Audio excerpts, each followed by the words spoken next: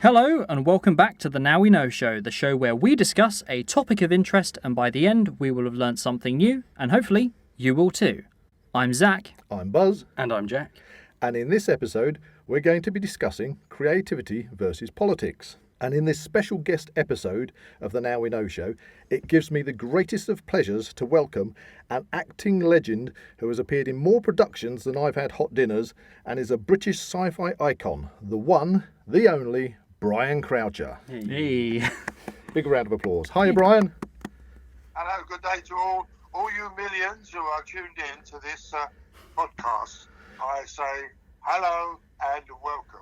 Well, listen and you will receive some honey and some sweet words. We need to add that to the intro. Yeah, we'll have to add that in. Well, talking about the people who are listening, we do have quite a wide range of countries that people are listening in. Yes. We've had listeners from the UK, the United States, New Zealand, Ireland, the Netherlands, Canada and Sweden. Right, so I think for our international listeners, maybe we should put into perspective who Brian exactly is. I mean, I don't think there's anybody in the UK that... I think you'd be very hard pushed to find anybody in the UK who hasn't watched a production that's got Brian Croucher in it. Oh, yes. Yeah, well, there's a lot of people without any taste whatsoever see me on television in many productions. Yeah. Playing, I did play a priest once, but most times I'm a bent and twisted person, i.e. a policeman, well, of course, a gangster, but, most people are bent and twisted and corrupted in some sort of way, but we have to play them, we play, as actors, we play murderers, rapists, priests, architects, grandfathers, et al.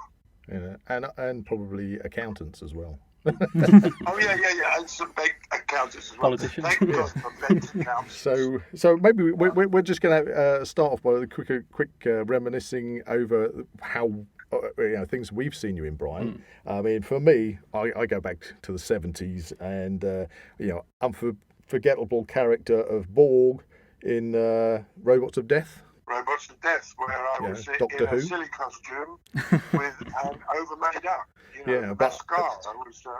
But it had a really iconic scene in there where I think you're the only person that I can remember that has slapped the jelly babies out of Tom Baker's hand. I did indeed. I was asked to do that by the script writer. He wrote it down.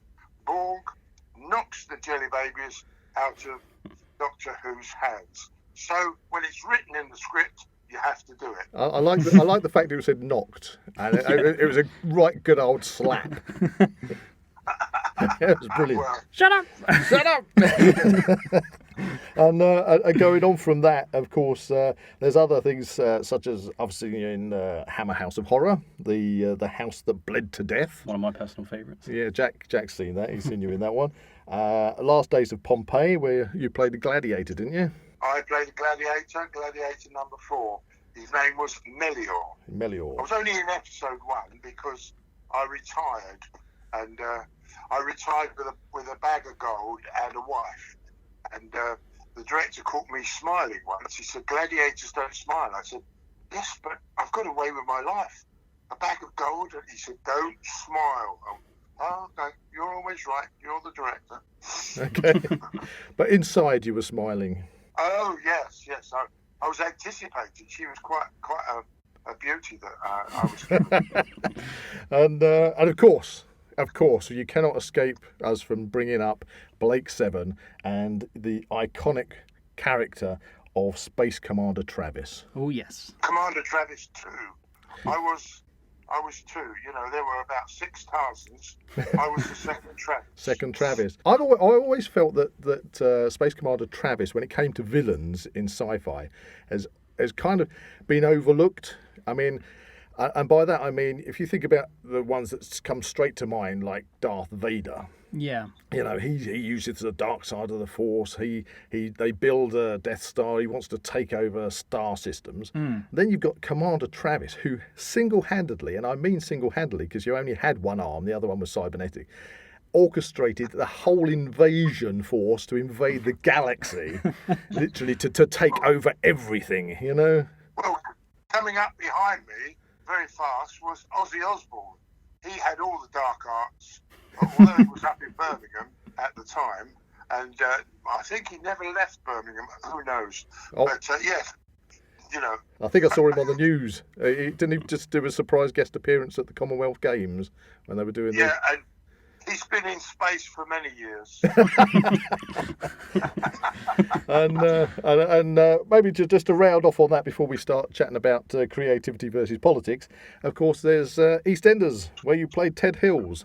I did. I played Ted Hills. And they ran to the hills and to the sound of music. And that's one thing we kind of all got in common in the studio today. Yes, very true. Because we've all been in EastEnders. In some capacity, we've all been in EastEnders. Yeah. I mean, I'm usually the old guy holding up the bar in the Queen Vic. Yeah. Yeah, I'm usually chatting people up in the gay bar. They seem to have typecast you. Yeah, I seem to always get that role for some reason. Yeah, Jack's always in the gay bar. I'm always walking around in some kind of capacity. Yes. So EastEnders. There you go. At the end of it, we just see the back of my head. If you remember, I too had a gay son. Well, he was a little bit bi, but I mean, I had a shoplifter for a daughter and a shirtlifter for a son. Now I think that's probably going to bring us straight into. Shall we stop there? I think this is going to bring us into the creativity versus politics subject. Do you want to kick us off with this, Brian? You want me to kick off? Yeah. Well, I suppose censorship comes to mind worldwide in many different countries. But look, I'll start off with acting classes. Acting classes, you start off with an empty space. You put Brian Croucher in the middle, who happens to be, well, I don't happen to be. I've been a socialist all my life, but I can play working class Tories. But it doesn't mean to say I believe in Toryism, conserve. I believe in generosity, in sharing. That's socialism.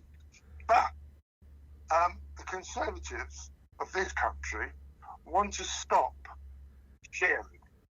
I.e., Richie Sunak the other day said, we'll give money more so to commercial ideas in terms of students, but not the arts, not culture. Well, unfortunately, every country in the world, the earth, the world, needs culture. They need definitely. Stories so they can be educated to do this or to do that, and to make a choice. But of course, there are some countries, namely possibly Russia, China, North Korea, who censor. Yeah. That is, they censor the arts, what's said and what's shown. So I rest my case. Well, personally, I've seen this coming in, even in our society now. We get more and more censorship things that appear, say, for example, before watching a movie. Yeah. Mostly on streaming services. Mostly on streaming services. You mentioned one, didn't you, Jack? Yeah, so I went to watch a film called The Last Samurai, starring Tom Cruise, which only came out in 2003, so less than 20 years ago. And it didn't have a description for the film or the cast or anything. All it said was, this film may contain offensive, outdated views. And I just thought that was a little bit... It deterred me from watching the film because it didn't tell me anything about the film. All it told me was that I should be offended. You're going to get offended by almost says what they think is more important. Yeah. They're making decisions for you. I mean, it's a 2.5 hour film. And there's... Carry on, Brian. It's pretty woke. Yeah. But then again, that's history. Look, years and years ago, I was at the Royal Court Theatre in London, in Chelsea, in Sloane Square, and I was in a play called Saved. Well, just before the production of Saved, there was someone called the Lord Chamberlain, and he was, thank God, censored and got rid of. And a good example was pre the Lord Chamberlain.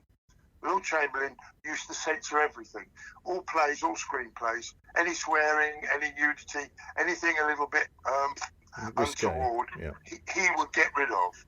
But pre that, there was the famous play, the Kitchen Sink play, Look Back in Anger, where there's a character called Jimmy Porter, who's a working class lad who gets involved with a middle class girl, but he's a bit angry. But he never swears. The F word never comes into it. He never calls her an effing bitch or anything like that, because the Lord Chamberlain got rid of it all and destroyed his character. Right. So there was censorship for a start. We got rid of censorship, but it's still there. It's still sort of in the background, because it depends on the producers what play, what film they want to produce. They hold the cards. Yeah, and I suppose it all comes down to viewership and money, and I mean, back in the 80s... No, Pete, it comes down to education, how you educate people. Right, because I remember back in the 80s, you used to get a lot of TV shows which were really quite, they were very forward for their time. I mean, things like The Young Ones, etc., which were written, I think, partially Ben Elton had something to do with it. And Ben Elton, as a writer, used to be really quite outspoken on politics and all sorts of things. But I think that kind of approach to writing now would probably be stomped on quite quickly. Well, I mean, nowadays you can say all sorts of words, the F word, the C word, you could talk about anything and everything. So it depends where censorship starts and finishes, and why it starts and why it finishes politically. And so how does that compare, say, going back to when you first started learning your craft, and you must have, I remember you saying to me about you did your boot camp. Where was that? It was in a holiday resort, wasn't it? Oh, Butlins. Yeah, Butlins, that's it. And yes, I was a red coat at Butlins, an entertainer. So it must have been far less, more open for what you could do back then, with people taking less offence over things, I would imagine. Well, it was okay then, but then it got to a stage where it wasn't okay, and now it's got to a strange area where most things are not okay, and that's called woke, and I suppose that's comedy.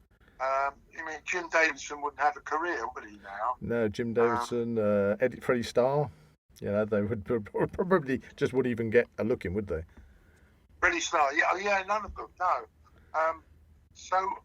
But overall, there is a control factor in censorship, which I'm not sure that is right or wrong. I've never quite known which way. The barometer is in the middle and goes, 40%, 60%, and 50%. But really, in terms of the Earth, the worldwide thing, there are so many. I mean, look at sport, for instance. There were so many countries that were competing in the Commonwealth Games that didn't believe homosexuality should exist in their countries. Yeah, I mean that again is far more controversial in those countries these days, whereas in our society it's just become the norm, which it should be. Yeah. It's just everyday thing. I don't understand why people are still quite medieval in their viewpoints these days. Medieval. We know about you at medieval. Yeah, we're not going to that. I see you in suits of armour. Oh, I do like wearing armour. Maybe not in the temperatures we've been having recently in the UK, but yeah. Good conditioning. Yeah, but although it does do, as Zach said, it's good conditioning for the heat. Carry on. Discussion, analysis goes all over the place, doesn't it? Mm-hmm. I mean, now there is woke. I mean, there were comedians who wouldn't go anywhere near Bernard Manning, namely the young ones.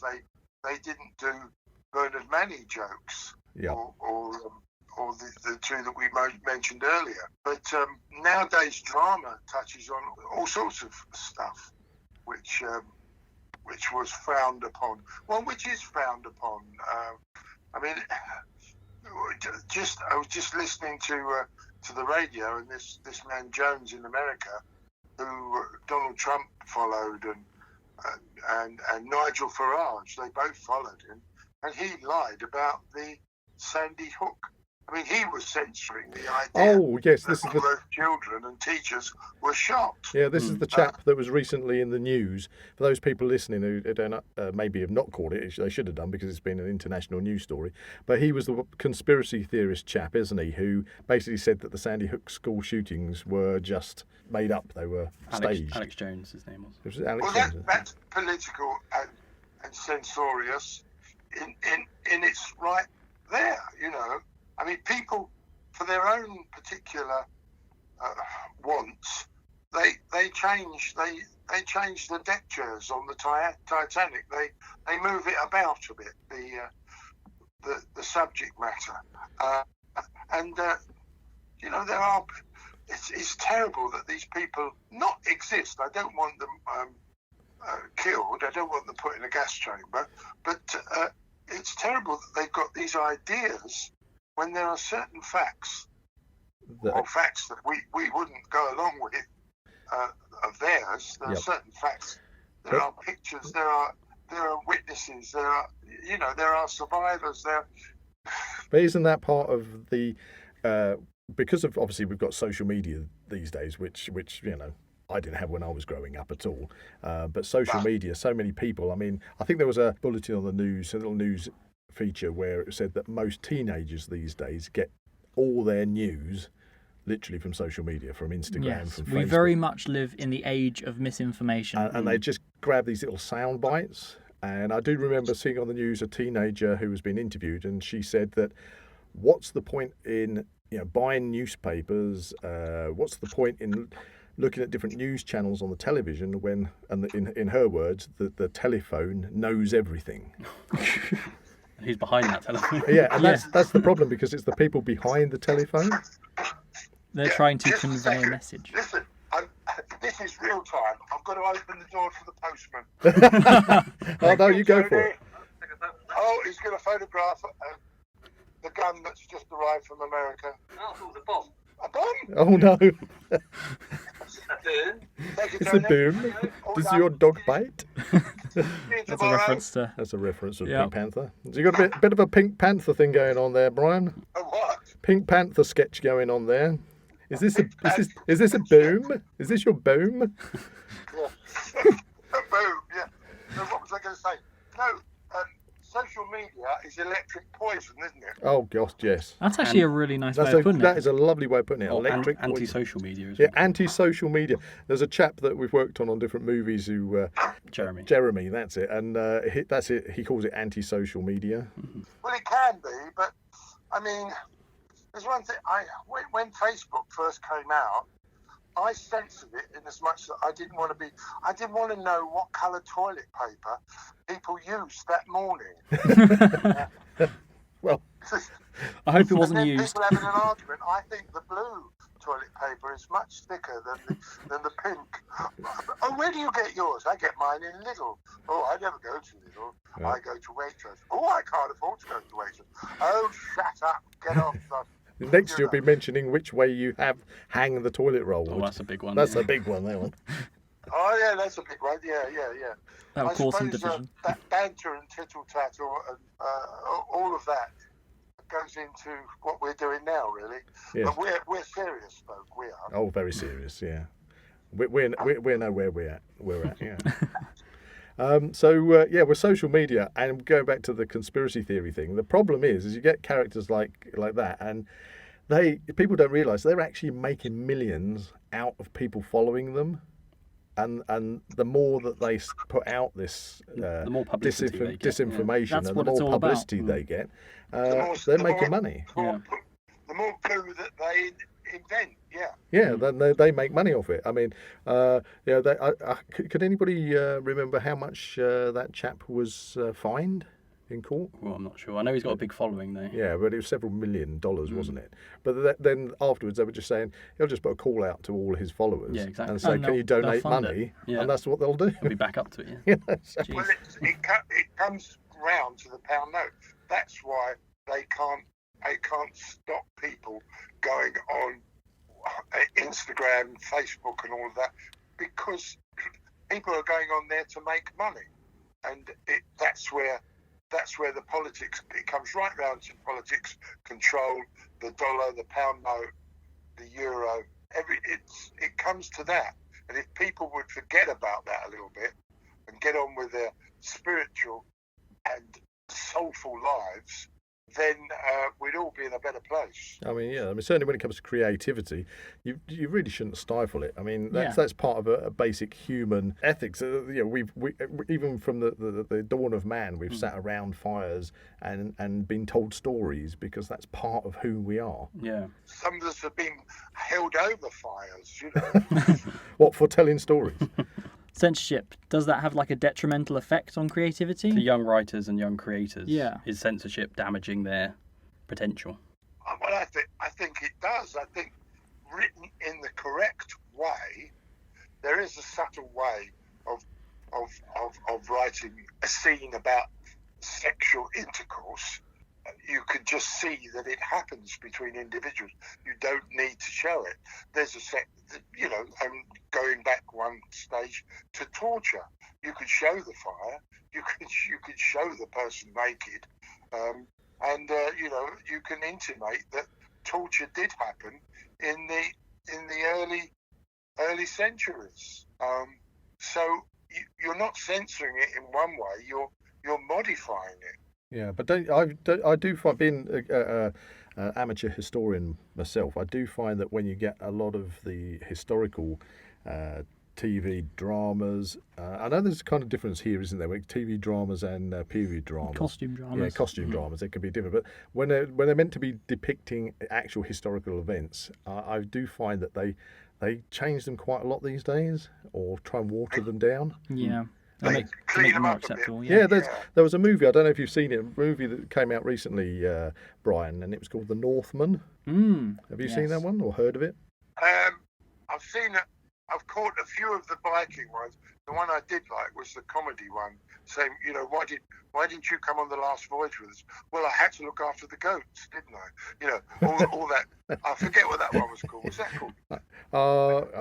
Norseman? Yeah, Norseman. Northman or Northmen. Norseman. Yeah, Norseman. Yeah. Yeah, I think I've caught a couple of little bits of Why that. are you holding my wife's hand? Well, because we've fallen in love. Oh, well, where does that leave me? Well, it leaves you in that tent over there, and I'm in this tent with your wife over here. Well, that's Vikings for you. But I mean, when it came to the Northman coming out, that's got quite it was hit quite hard for being by the critics for being over masculine. But when I watched it, it was a really good, as far as I was concerned, from a historical perspective, it was a really good representation of what you would assume life was like back in the Viking period. But the one I did see, Pete, was the one about England when the Danes came over. There's a Danish guy playing the lead. It's this happy land or something. This land of ours or something. But my wife was watching it. And because she's a bit like yourself, she has to study history, being an illustrator. And she said, "This is all kosher stuff." Historically, they got it spot on, yeah. Yeah. Kosher is a Jewish word for good stuff. Yeah. So and that's the thing. But increasingly, more people are getting kind of offended by seeing things, and so they keep changing stuff to soften it when it comes to history. Well, I always find that the clothing and the visages are all a bit they're all a bit cleaned up. Yeah, I know what you mean. Yeah, I mean, being on set on different movies, you can get some wonderful costumes, and they're dirtied up, they're grubbied up. It looks like you've been. Yeah, they call that breakdown. Yeah, they've broken the costumes down. They get broken down. Yeah. And then you get other productions where everybody looks so clean, squeaky clean. Yeah. This is brand new. Well, All the teeth look are at perfect. Peter O'Toole and Richard Burton in Beckett. Were they clean or dirty? Well, in real life, they were really dirty. But apparently, I never met them. But no, but they were clean. It was that sort of period of there was Spartacus as well. They were all a bit clean, weren't they? Yeah. Going way back. I'm Spartacus. I'm Spartacus. I'm Spartacus. I'm not Spartacus. I don't want to be crucified. No, Wait, what? You're Melior. I'm Melior, yeah. That's it. I've got the bag of Good gold. old Melior and his wench. Am I allowed to say wench? See, that's what I mean. What's that lion coming towards me? See, that's it. I mean, I just said, you had your wench, and then you suddenly stop and think, should I say the word wench maybe we these should days, or am censor I going to offend somebody? Yeah. I had my wedge and my wench. Your wedge and your wench, yeah. Loads of money. As Harry Enfield would say, loads of money. Loads of money. Yeah. Oh well, yeah. No, but it does make you think. Where censorship and where censorship is and where it's not, and where it should be and where it isn't. I mean, do you think that censorship, as it's been sort of, I know you used to do a lot of stage pantomimes, didn't you? Yes, I still do if offered. Oh, great. If anyone's in Kent is offering me a pantomime, I'm still available. Yes, Brian is still available. Contact his agent now. He wants to do more pantomimes. But the reason I bring up the pantomimes is because pantomimes in the UK and England have always been famous for being really quite rude for the adults in the audience, but it goes over the head of most of the children that are seeing the silliness of the pantomime. But I've been led to believe that recently they've been coming down on that. Is that correct? They've been cleaned up, yeah. And do you think that is because of course that's censorship? Do you think that is taken away from that tradition? Well, you're asking me something. I mean, I like the double entendres. I like the subtext. I mean, I played the Emperor of China once, and Aladdin had to rush on stage, and his first line to me was, "Have you got prawn balls?" And my reply was, "No, it's just the way I walk." Well, I'm not sure if the kids would have got that one. No, I'm sure they wouldn't. That's the point. But it is funny. Yeah, we're all laughing. We're all laughing here. But to me, it seems strange and quite odd that somebody would then. They might put what they call triggers on Trigger things, warnings. trigger warnings, and saying this Well, pantomime might. The serious play that I was in once, some years ago, at the Royal Court Inn, was a play about Reginald John Christie, the mass murderer, and I played a police constable, and it was a limerick, and I was digging in the garden for more bodies, and I was digging in the garden, and the limerick came out something like this: "There was a young man from Tashkent whose cock was horribly bent. To get over the trouble, he stuffed it in double, and instead of coming, he went." Well, again, that is an adult limerick, which we're laughing at. We've got to be honest, we're laughing at. But there's other people nowadays that would be terribly offended. Oh, yeah. You can't have that. You can't have that. Terribly outdated. I mean, is that kind of humour, that kind of almost carry on humour? Are we losing that? Are we losing I think it's already gone. Are we losing the ability? I mean, have we gone too far with that censorship? I mean, is it really that offensive, or are there places where you should still be able to express yourself in that way? Well, it comes then to what's good and what's bad. If you're a bad person, then you should be censored. You should be put in prison. You should be laughed at. You should shouted at. Some people might actually say you should be hung. But if you're a good person, it doesn't really come into it, does it? You don't need to be censored because you're an angel. You're a card-carrying Labour person. No, it comes down to what's good and what's bad, and how we look at what's bad, and how we educate the bad out of society. Well, I think that's the eternal battle, isn't it? Really, in human society, is to try and sort of get that balance, isn't it? Well, what does money bring you? Money brings you corruption and all sorts. It brings you bottles of wine that cost £5,000 each. It gets you an Alfa Romeo, and it also gets you call girls. Well, none of us want our daughters or even our sons to be in the cool girl, cool boy, rent boy business, because it's not very nice. So, money actually is the root of all evil. Well, as that's I say, what my father told me. Money corrupts, doesn't it? But yeah. But then that's but you see this again. So then it goes back to. I'm sorry to interrupt. No, then no it problem. goes back to socialism and sharing. If we all shared a little bit more instead of trying to conserve and enjoyed ourselves, we wouldn't be in this climate change that we're in now. Well, that's the problem, isn't it? I mean, overall, the capitalist society, that the way it's built around us is all about selling the product, selling the dream, consuming, consume. There's a conspiracy theory that we intend to do a podcast on, which is called the Great Reset, and part of that they use a terminology says that you will own nothing and be happy, and what is behind that is that ultimately they're trying to push for a society, supposedly this is trying to push for a society where you don't buy, you rent your house, you lease your car, you obviously pay your subscriptions for your streaming services, everything that you have, you don't actually own.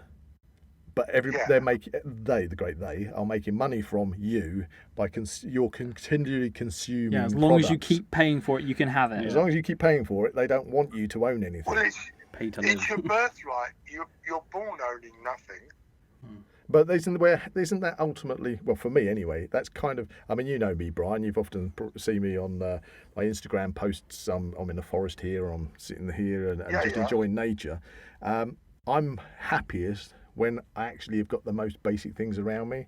I think that happiness can be found in less. Yeah, but your bushcraft shelter, if I came along and said, "Oh, hi Pete, can I sit in there with you and just watch the bats?" Yep. You'd say, "By all means, Brian." Well, of course, you'd be welcome. I'd get a coffee. You're welcome. There's room. Yeah, if you've got the time and the inclination, boom, boom, boom. Yeah. Or you say, "That'll be £10, please, for an hour." Damn, I'm missing a trick there. I'm too generous, aren't I? It's Brian Croucher, right? That's 50 quid. That's something I was going to say. This podcast will cost you all a tenner each. Right. So where do you see the sort of censorship going? Do you see the censorship in politics? Is it on a slippery slope, or do you think that there's a chance to pull this kind of censorship and woke censorship back? Well, I think we should censor the Conservative Party in this country, because they've taken us to a terrible, terrible place. I know they, and of course I'm going to bring that dirty word that some people might say, Brexit, into play now. I'm going to play that card now. But I know the pandemic and the Ukrainian war was not of the Conservative Party's making, or Boris's making, but I mean, they've taken us to a terrible, terrible place. Our country is on its knees, and it should be functioning in a much more generous way.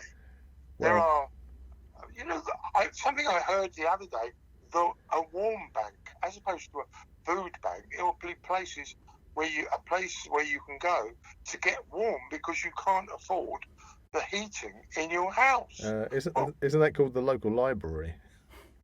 Well, yeah. Yeah, I mean, I say that. I don't mean to. Cinemas cost you money, but I don't mean to jest. It's just they do say that a lot of people in the winter do go off to the local library because it's warm. That's interesting, because you bring up libraries. That's another form of censorship on books now. You're getting censorship warnings. Oh yeah. Oh, the trigger warnings on books. Yeah. Or even some books are just being stopped from being published in this country now because they might contain outdated views and opinions. Yeah. Or even when they're published into the library, that some libraries won't accept. Well, of course, there are other libraries. This is a form of censorship as well. They've shut down libraries before they shut down other places, and that is cultural censorship. Well, yeah. We need culture. Yeah, there's an awful lot of people that have campaigned to try and keep their local libraries open, because obviously the local authorities are strapped for cash, and so I suppose they have to see what amenities they can afford to invest in and what ones they just need to cut. Well, there you come back to cash control conservatives. You know, it all comes back to that in the end. Whether people say, "Oh, I'm not political," well, you are political, but by virtue of the fact that you are living. Yes, because it's being done to you. I mean, the one thing that everybody has a right to, well, in this country, I mean, obviously in most countries, but the more you look at voting in other countries, then it probably gets more and more rigged, or they don't get a right at all. But if we just stick with the UK for the moment, that is the one thing that you do as an individual have. You know, you have the right to vote. And if you don't vote, then I think that's a very... You don't get. Yes, it's a big... Yeah. That kind of is very disappointing when you hear people saying, "Yeah, well, I'm not voting," because when you don't vote, what they say is if you abstain, you can't complain. It's kind of it's throwing away that one thing that you have. You know, on the other hand, people say I'm not racist. Well, we're all racist. There are some people that I love to be amongst, but then there are other people who I don't like to be amongst. But they're more individuals as opposed to a race. Yeah, I was going to say, doesn't that come down to more like we all have our own prejudices against people around us? You know, there's people, as you say, people you don't want to mix with, there's people you do want to mix with, and that's dependent on maybe the lifestyle that they lead, things like that, the type of people. That's up to people them. who go That's their past you choice. in a fast car at 60 miles an hour in a 30-mile-an-hour limit. Exactly. You know, you want them to keep going. Yeah, whereas when you speak, I've always found this quite curious because we speak of race. It's on the news every day: race, racism, race this, race that. Ultimately, though, when you actually look at that word, the human race is only one race. There aren't separate races.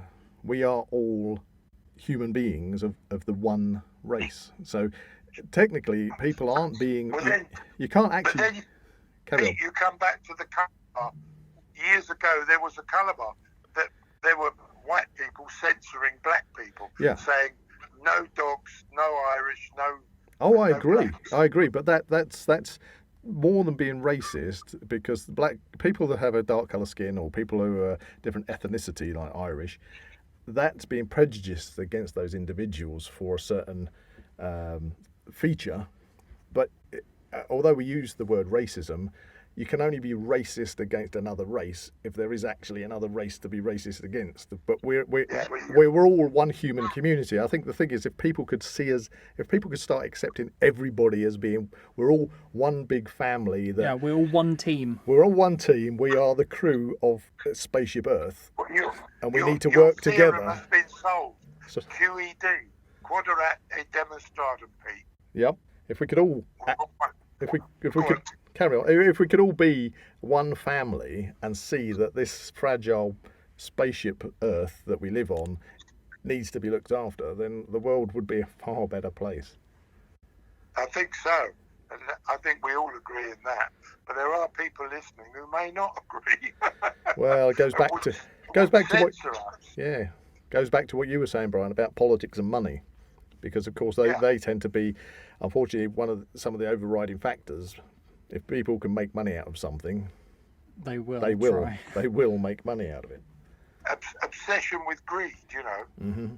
Well, that's sold to people every day of the week, isn't it? Obsession with... People collect incredibly strange things, but if you're in the middle of a forest fire and it all goes, you're still the same person with all those 2,000 matchboxes that you collected years ago and cheese labels. They've all gone up in smoke. You're still the same person. Exactly. Well, human nature seems to. I mean, I have to forgive myself. I own a Dalek, a full-size Dalek. You see, and I love collecting the odd bits and pieces. Being a weapons instructor who teaches medieval swordsmanship, I own an awful lot of medieval items and things. But you surround yourself with things that you like. But as you say, at the end of the day, if it all went up in a puff of smoke, the thing that you're left with is yourself. What have you got to show for it? Let's put it this way again. If I came to you and said, listen, Pete, I need a broadsword. Have you got one? And you say, I would expect you would say, yes, I've got one. There's this special one here. And I say, could I borrow it? I'm making a film about blah, blah, blah, about this family, and their late ancestor was a great broadswordsman. Mm-hmm. And you'd say, well, of course. Of course, Brian. And then, Yes. then there'd be a price on it. No, For you, Brian, there is not a price. no, but you would share, you see, whereas some people would never share. Yeah. You know, they buy pictures or they buy diamonds and they put them in a safe in hat and guard, never to be seen again. Yeah, that part of human nature does intrigue me and also puzzle me, in that people can spend fortunes on things that money would, just a fraction of it sometimes, would make such a difference to other people's lives, but they'll buy an item. Glacier water. You know, that's thousands for a glass. And they'll buy an item, a painting or something, and as you say, it will just go in a private collection in a safe somewhere, never to be seen again. And well, I've got a friend who the short part of this story is he had a hair transplant, which cost him a few £1,000s. He went to another country to have it done, but then his little dog got sick, and he had to have the dog scanned, and it cost him a few thousand to have the dog scanned. The dog never woke up because they said the spine has a problem. Don't wake him up, let him go. Oh, well, you know, he said, it cost me thousands to have this dog scanned. I said, well, if you'd have not had your hair transplant, you could have paid for that. Yeah, well, there's individual priorities, isn't it? You know. Yeah, you come back. I'm more than happy to be driving around in my old second-hand car, because I find that it does the job, gets me from A to B.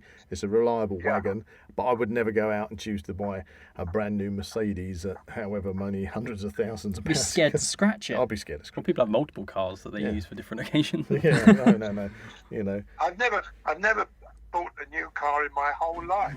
The closest I got was when I was in EastEnders, and I had a few bob, and I'd read about these new cars that were a combination of a Merc, a Jag, a BMW, blah blah blah, called a Lexus. Oh yes. And I was driving to Boreham Wood once, and there was this second-hand Lexus on sale, and I needed and I stopped in my old car, and I said, and I made a deal with the guy, and I phoned my wife and I said, I've just bought a brand new second-hand Lexus, and I've had Lexuses ever since, only because I think they're great cars, and they're great. I mean, the last two I bought were 2,500 each. I state that to the taxman, but they were, and they're just such sophisticated cars. But I don't know where I'm going with this, but I've never bought a new car. Yeah, that's the thing. But if you buy the right car in the market, you can get great deals. Exactly. You know, I mean, we've got a couple of Hondas, and we do a lot of, you know, going back to my bushcrafting and outdoor pursuits. I need a 4x4 because I'm off tracking over fields and things. We are Hondas. They've always been reliable. You know, it's great, but I would never consider buying a brand new one, because I think it's kind of inside myself as an individual. It seems to be so extravagant to fork out that kind of money. Yeah. Whereas buying a second-hand car is very much like recycling, if you like. Yeah, absolutely. Unfortunately, none of us can help the climate change. We can't buy heat pumps. We can't buy electric cars. We can't put solar panels on the roof.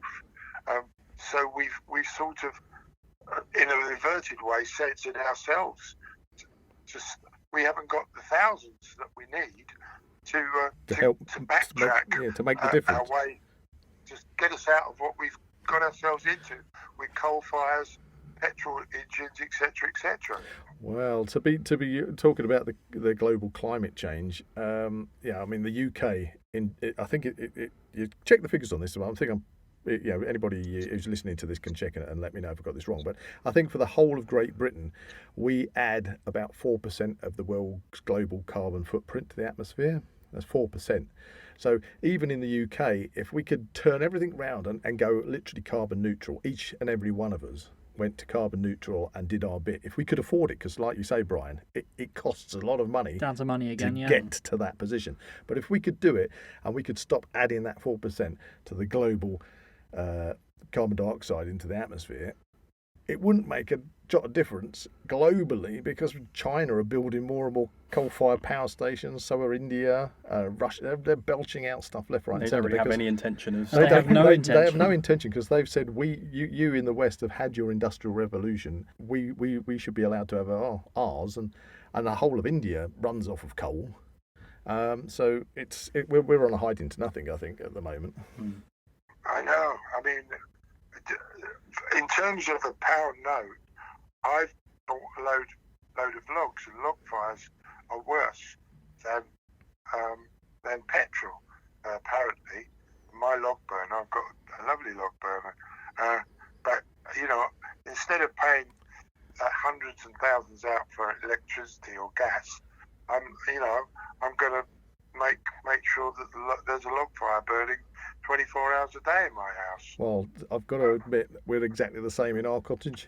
We've invested in a log burner, so we're not burning gas anymore, because we're all gas central heating, and we had that installed last winter, and it worked really well.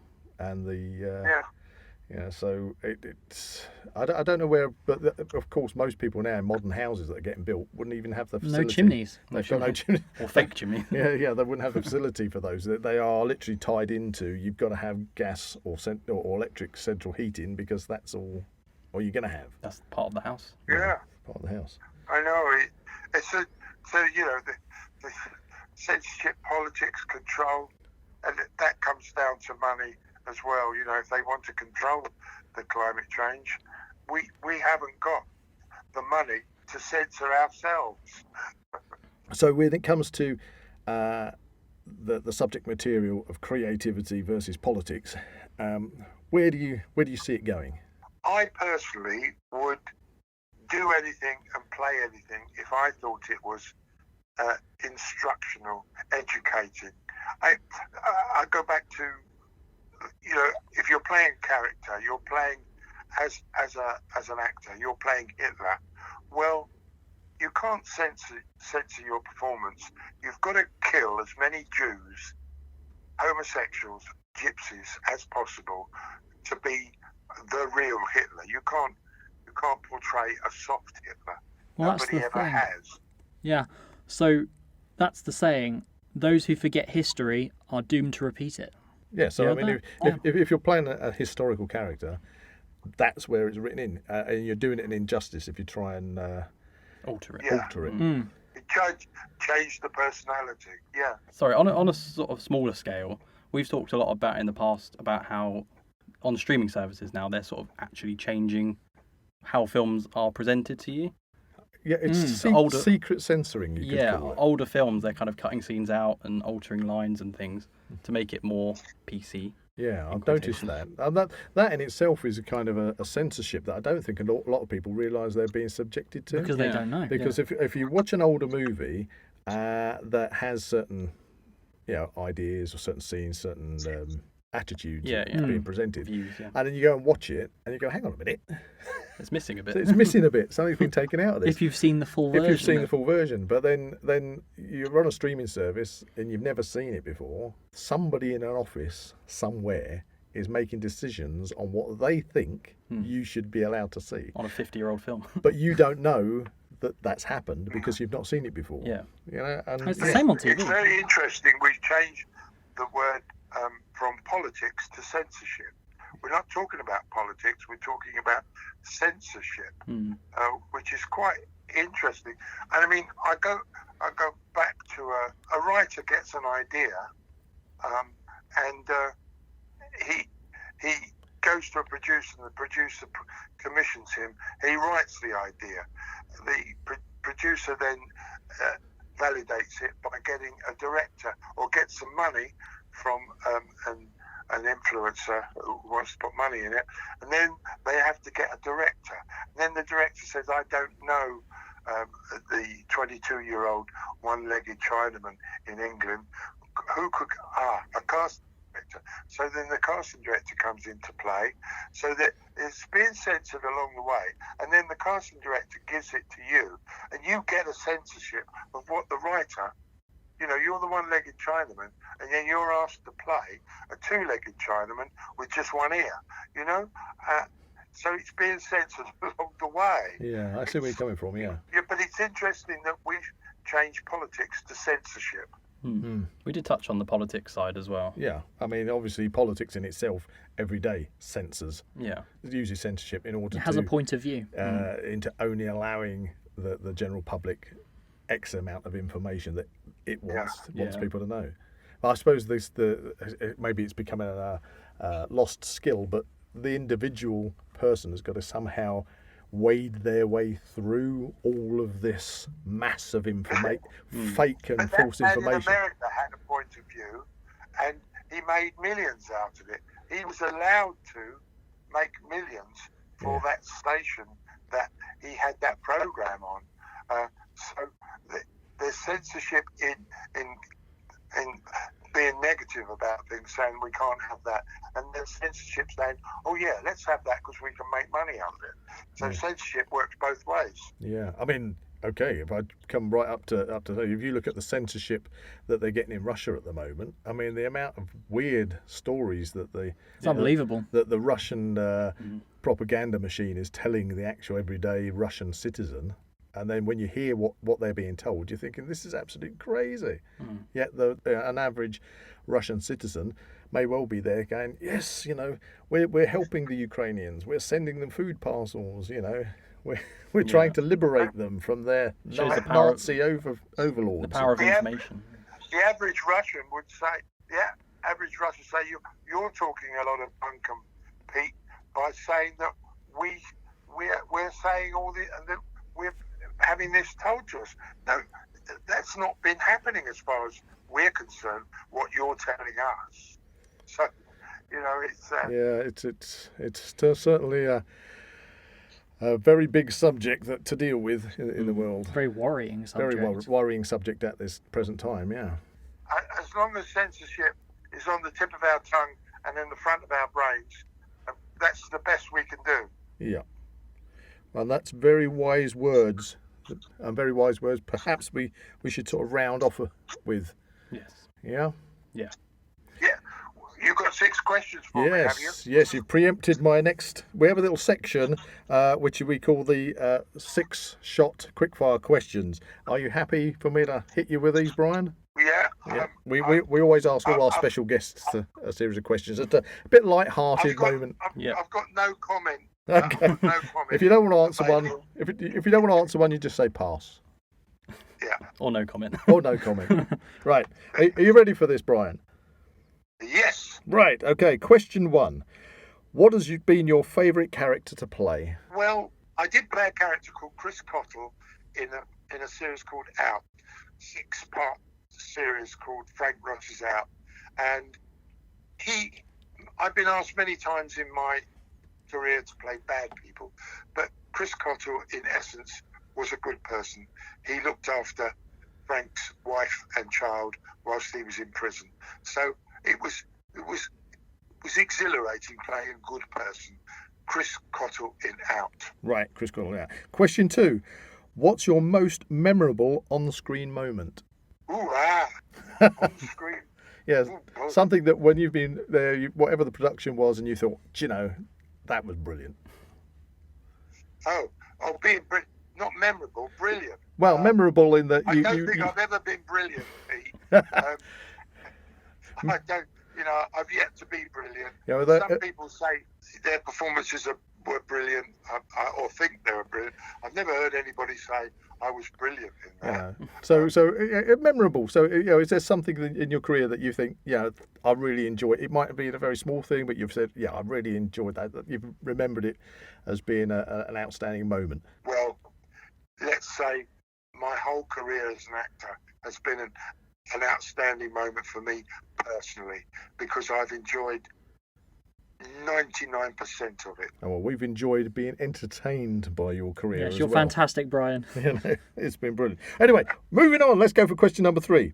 If you could visit any period in time, which period would it be? Well, if you go back, there was a lot of hardship. You know, if you were a shepherd, you never had central heating, did you? And you had 6 kids, a wife, and all the sheep in one little hut in the middle of a field. So I wouldn't want to go back. Okay, well, you can choose to go to the future here. if you want. No, I don't want to go into the future. No, I mean, who would want to go and live on Mars? Oh dear. Who would want to be? We're actually going to be doing a podcast on that. Do you want to be cooped up in a spaceship? Claustrophobia, here I come. No, I'm quite happy being where I am. Right, so It's a good answer. it's the modern Elizabethan age then. There we go. Question 4. If you could meet up with anyone, living or dead, from history, and have a conversation over dinner, who would you choose? I've always said I quite like Wedgwood Ben, the Labour MP. What's his name? Hilary Benn's father. But I'd like a few other people around as well. Okay, we can be a dinner party. If you want to add some people in, That's cool. we can have a dinner party. I like a dinner party with Boris, what's his name? Karloff. The Johnsonian, the big bully blonde boy, and Wedgwood Ben, myself, Hitler and Winston Churchill. Yeah, that would be good. That would get very heated, yeah. That would get very There'd heated. be a lot of buns flying across the table. I definitely think censorship in politics would come in on that one. Question 5. Question 5. What's your all-time favourite movie? I do quite like The Deer Hunter because it talks about friendship, love, war. Quite an Irish stew, really. And it's Robert De Niro. You can't get it wrong. Ukrainians. Were they Ukrainians? I think they were lived in the Middle West. And yeah, I do like the Deer Hunter. And of course, I just think that I call him, never met him, Bobby De Niro is one of our greatest all-time actors presently. Well, you can also have him at your dinner if you like. Oh yeah. No, he fall asleep. Right, final question, Brian. Final question. You ready? Yeah. Right. If you could come back as any animal, which animal would you choose? You know what I say, Pete? I You know do. what I'm going to say. I do. You go and say it for me. It wouldn't be an otter by any chance, would it? By any chance. God, you should have put money on that, Pete. Yeah, I know you love otters. I love being in water. I really do. I mean, I was a lifeguard at Butlins. I don't like going in the sea though, but I like swimming pools. Since I was a kid, swimming pools. I was a lifeguard at Butlins, and I go 3 times to our local spa. The gym. I don't go to the gym because I can't lift weights anymore. I don't smoke anymore. Yeah. That was a very subtle joke there, Pete. Lift weights. Lift weights. Players' weights. Oh, as in Medium the strength. Oh yes, as in the cigarettes. Yeah. Yeah, gotcha. Yeah. I've just got the boys. Yeah. The boys are looking at me and they're puzzled at the moment. Yeah. Different generation, Well, you see. I'll leave you with hey diddly dee, an octopus life for me. Splash, splash, splish, splosh. Here I go again. Hey diddly dee. I'm going now. Okay, Brian. It's been absolutely fantastic having you on the Now We Know show. Thank you so much. Would you come back again? I'll come back again. We can talk about. Well, we'll have to think about that, won't we? Yeah, we'll figure that one out. But yeah, we would love to have you back on the show at a future date. Thank you. All right, Pete. Okay, you take care, hopefully Brian. See you at a convention or even on set. Well, you never know. If you need a hand at a convention, give us a bell. I'm always there. All right, mate. All right, my friend. Love you. You take care, Bye-bye Brian, now. and thank you so much. Cheers, bye-bye. You're a Thank you, star. Brian. Bye for now. See ya. Bye. Bye. Well, that was brilliant, wasn't it? Yes, You know? absolutely. Fantastic. I loved that. That was brilliant. Yeah, it's so good to have Brian on the show. I've known him for a few years now, and I was really pleased that he approached us and asked if he could come on the show. So A very fascinating topic to actually talk about. Yeah, we tackled some big subjects, but hopefully you realise that we're... It was in a controlled manner. Yes. At I least. mean, you can't avoid being heavy at times. Yeah. And controversial at times, but that's what it's about. Exactly. It's the Now We Know show, and hopefully we've learnt a yeah, few things, chewed the cud, as I like to call it. If you enjoyed this podcast, please like and subscribe to this channel and comment below any suggestions of topics or activities you'd like to listen to in future episodes. So that's a big gore blimey gov. EastEnders goodbye from Buzz. That's a big Cygnus Alpha goodbye from Jack. And it's a big shut up! Goodbye from Zach. You just knocked my jelly babies everywhere. Oh, a simple no would have sufficed. Now we know show. Now we know show. Now we know show. Now we know show. Now we know. Now we know. Now we know show. Now we know show. Now we know show. Now we know show. Now we know show.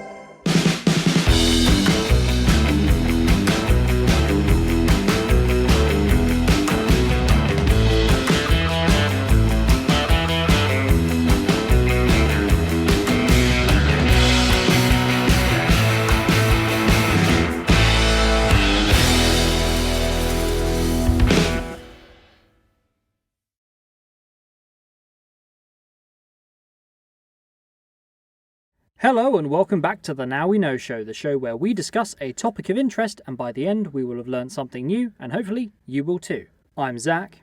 And I'm Buzz.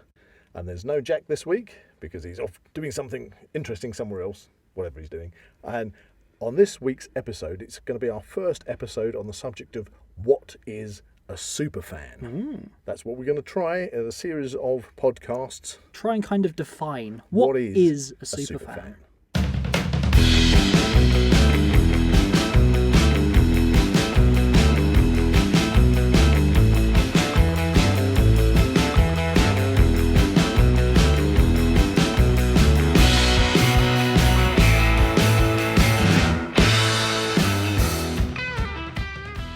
If you enjoy the Now We Know Show podcast, why not support Zak Wylde Productions on our Patreon page? Become an official ZWP patron for as little as £1 a month for exclusive early access to all our latest episodes, videos, behind the scenes, updates and more. So, what is a superfan? Now, in order to help us answer this question for our first episode on the subject, we've invited a very special guest into the studio.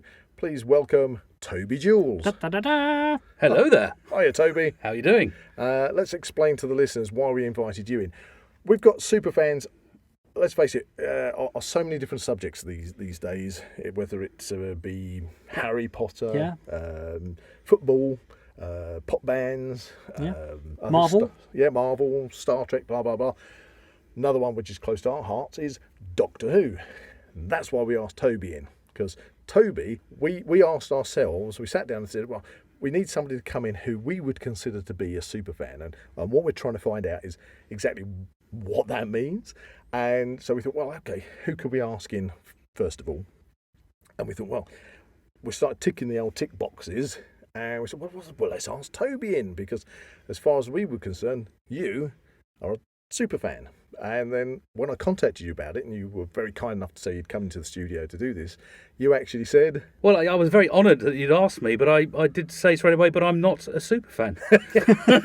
In my opinion. in your opinion, which is a really great way to start, because, looking in, we thought, yeah, Toby's a superfan, and then you're saying you're not. So what we're going to do in this particular episode is literally run with it right from the first time you started to get into Doctor Who, and see by the end of the episode where it's taken us and whether you are a superfan or whether we can get somewhere near to understanding what is a superfan. What is a superfan? So Toby, start off right at the beginning.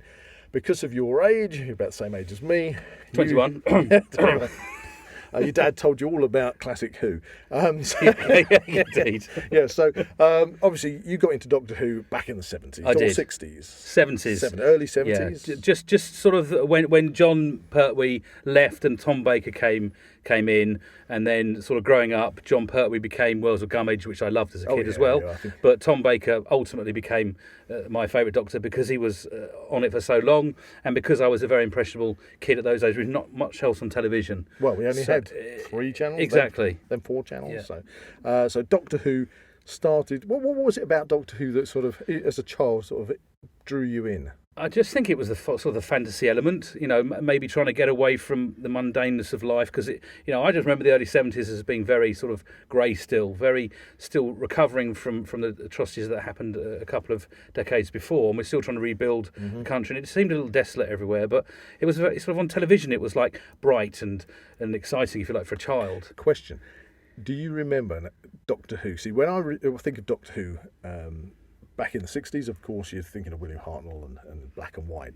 But my initial memories of the 70s Who, again, was still black and white because we had a black and white TV. Oh, okay. It was colour for me. Colour for you. It was colour, but at the same time, a lot of other stuff that was on, like in school holidays, seemed to be black and white movies. I remember Elvis movies every single holiday at school. There'll be a black and white Elvis movie on the television. So I do obviously understand black and white, and I did see a lot of it in black and white. Maybe that's another reason why Doctor Who was so exciting, because it was in full colour. I mean, certainly. Yeah. When we got our first colour television, then it's the whole world opens up. I remember before we got our first colour television, I remember watching Doctor Who on a friend's television. On that Saturday night. I mean, what was it we used to watch? Was it Grandstand? Grandstand, Watch the wrestling with Big Daddy. Wrestling, and there was some kids shows like Run Around or something, and then it was Doctor Who. Yeah. And I remember on the very odd occasion that I was staying at a friend's house, I remember this colour television. Everything was so green. The grass was Yeah. There's almost like they turned the colour. When we say colour, it was debatable, the it was colour. like, burn your retinas out. Yeah. No. Okay. You youngsters don't understand this. But it was like, for people jumping from a black and white television to suddenly having this colour TV, you didn't want it in realistic colour. No. You just want it in. You want super colour. Super motion colour. Super colour. So when you're seeing that intro of Doctor Who and the time vortex, and it's like, and the music as well. It was definitely the opening titles and the music together, which really started draws you in, draw you right in. Yeah, and do remember as well, in our day, if you missed an episode, you missed an episode. Well, that is something people don't. No, they really don't understand. It wasn't repeated the next week. It's really weird because So just recently, I was looking at posts about House of the Dragon, which is on at the moment. I think we're about halfway through the series on that, and Zach and I were lucky enough to work on that. And I got released. Oh, bless you. And so we worked on it, but when you're looking at the posts from eager fans that are waiting for a series, and then suddenly people are saying, "This is terrible, they're releasing it on a weekly basis," I refuse to watch it until I can binge watch it. Oh my God, why would you want to do that? Because obviously I grew up. Everyone wants everything immediately, but we're like, no. Let's have a week to talk about it at school. It's the cliffhanger. Talk about with your mates. What do you think's going to happen? And then you wait. You can't wait for the following Saturday. Or you miss it because you're out bicycling and you forget to come back. Or there was no catch up. No, there was no repeats, and I suppose that's another thing. If you like Doctor Who as a child, there's a big difference between liking Doctor Who as a child and then, for me personally, falling back in love with it, if you like, when I kind of fell back into watching it as an adult. It's a massive different leap. I can really understand where you're coming from there, Toby, because we went from watching Doctor Who in the 70s and 80s, and then you get to that age where too old for Doctor Who, too cool, or too cool for this. Never was, never was. but it's because it didn't get repeated. Yes, they didn't do that kind of stuff on mainstream TV. You wouldn't even think that it would be until we had satellite television. At the basic analog VHS satellite. For me, it was. So you actually did. It was for me for VHS, and I'll tell you for how that my life happened in that regard, because at the time I was working, but I wasn't. No one earned a lot of money in those days, and I had to get a second job to supplement my income, and I got a job in a like a blockbuster story. It wasn't called Blockbuster. It was called Hollywood Nights. It was slightly different in those days. Yeah, I used to hang out in video. It's a Ritzford. Was it Ritzford? Wow. We had Ritzford as well. I don't remember Ritz. Yeah. But as working in one of these stores, and I worked in a small, it was almost a converted house that had been made into a small store in Frying Barnet. And when you started your shift there, you were told you need to put something on. So there's something when people come in. There's something on the screens. Right. Oh, wow. So when I first walked in, I was walking around, and it's almost like this thing. Oh my God, it's too much choice. And then you end up going, oh, what do I put on? Oh God, I don't know what I want. But then I saw right at the bottom, I saw 2 Doctor Who logos, the triangle logos. Oh yeah. And I was like, Doctor Who. Oh, I loved it. Oh, Doctor Who. So the VHS videos passed me by. No, I didn't. Until later on, because I remember getting the tin box. You know, the tin box. Yeah. The classic Who. Yeah, but again, William Hartnell. yeah, they had to get you one each, those tin box sometimes. Yeah. There was one.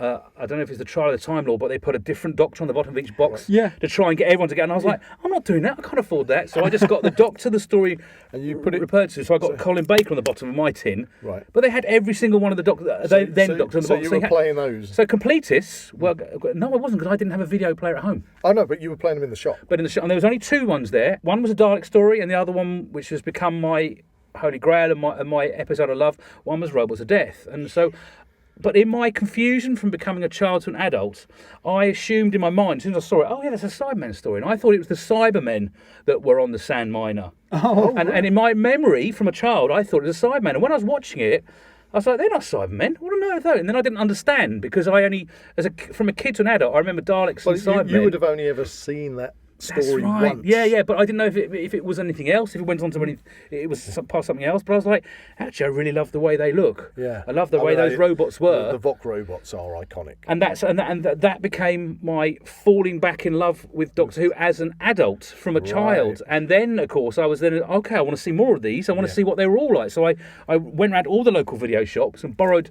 the ones I could to play in the one I was sitting working in my one. Superb. Whereas for me, I kind of missed that. Yeah. Obviously, you were in the right place at the right time, but then we started getting an analog satellite. Yeah, we never had that. Then we never had that. We had UK Gold that came on. And Goodness me! They used to do the Omnibus Classic Who on a Sunday morning.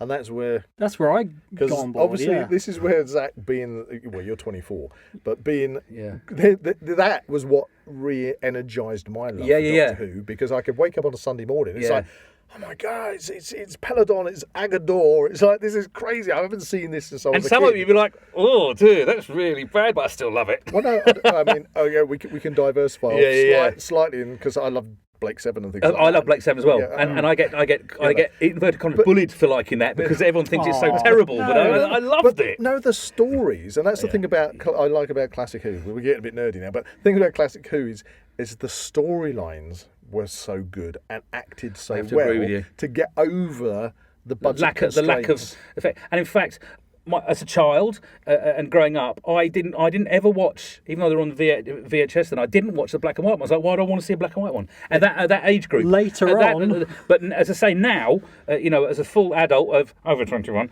by lot, I really, really adore. I mean, I think Patron's probably is going up there as my second favourite. And some of the stories, though, I just think are like the Invasion and Moonbase, and I just think are just incredible stories. It is the story. It's the storytelling and the way they are told. Yeah. Because again, when these were recorded, they were never expected to be seen again. Which is when you then have the missing episodes. Yeah, because have off track a little bit. Have you guys seen The Abominable Snowman?